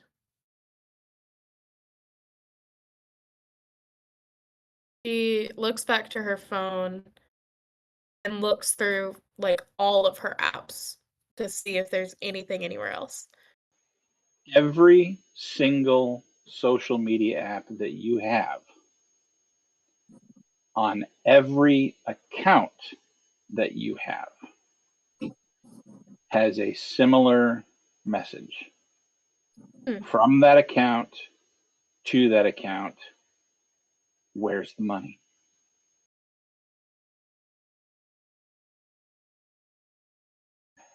And that is where we'll end the session today. Ooh. Ooh. So we thank you for joining us. We appreciate your viewership. And if you want to check us out, we can be found at angelcitadel.com, where we do reviews of books and advice articles, things like that. We have a Discord that we're fairly active on, so come check it out. In the Twitch chat, you can get on to our link tree. I'll go ahead and post the link in chat. And you can chase us around the internet. We're on various different internet platforms. We'd love to see you. We'd love to talk to you. We love talking about TTRPGs. And we will see you back here in 2 weeks, where we figure out maybe who the heck is stalking Charlotte Delacour. Really quick. Yes, really quick. Since the last game that we played, Angel Citadel has published a really great blog post called The Great Railroad Debate. Highly recommend going and reading it. It was wonderful for a baby GM such as myself. Well, thank you. That was Joanne. I had nothing to do with it. It was Bullshit. lovely. I couldn't have done it without you, because you're the one who like makes it all look nice. I just throw words to the page. Okay, the ideas were all Joanne's. So there. There we go. But I'm glad you enjoyed that. I'm glad it was helpful. That's why we do this stuff. We do reviews and things like that. It's funny because we still see a bunch of hits on our old reviews for all these indie games that we've reviewed, and that's something that we tried really hard to do when we started out. Was boost the notice of indie game publishers on the internet, and reviewing their games. So that's really cool, and helping give back to the community with advice and things like that. We do that on Discord as well, and we actually have a Patreon that we do that with, and try and help our patrons with their games and things like that. So whenever someone comes back and says it was helpful, it's really kind of gratifying, actually, because we like helping people. So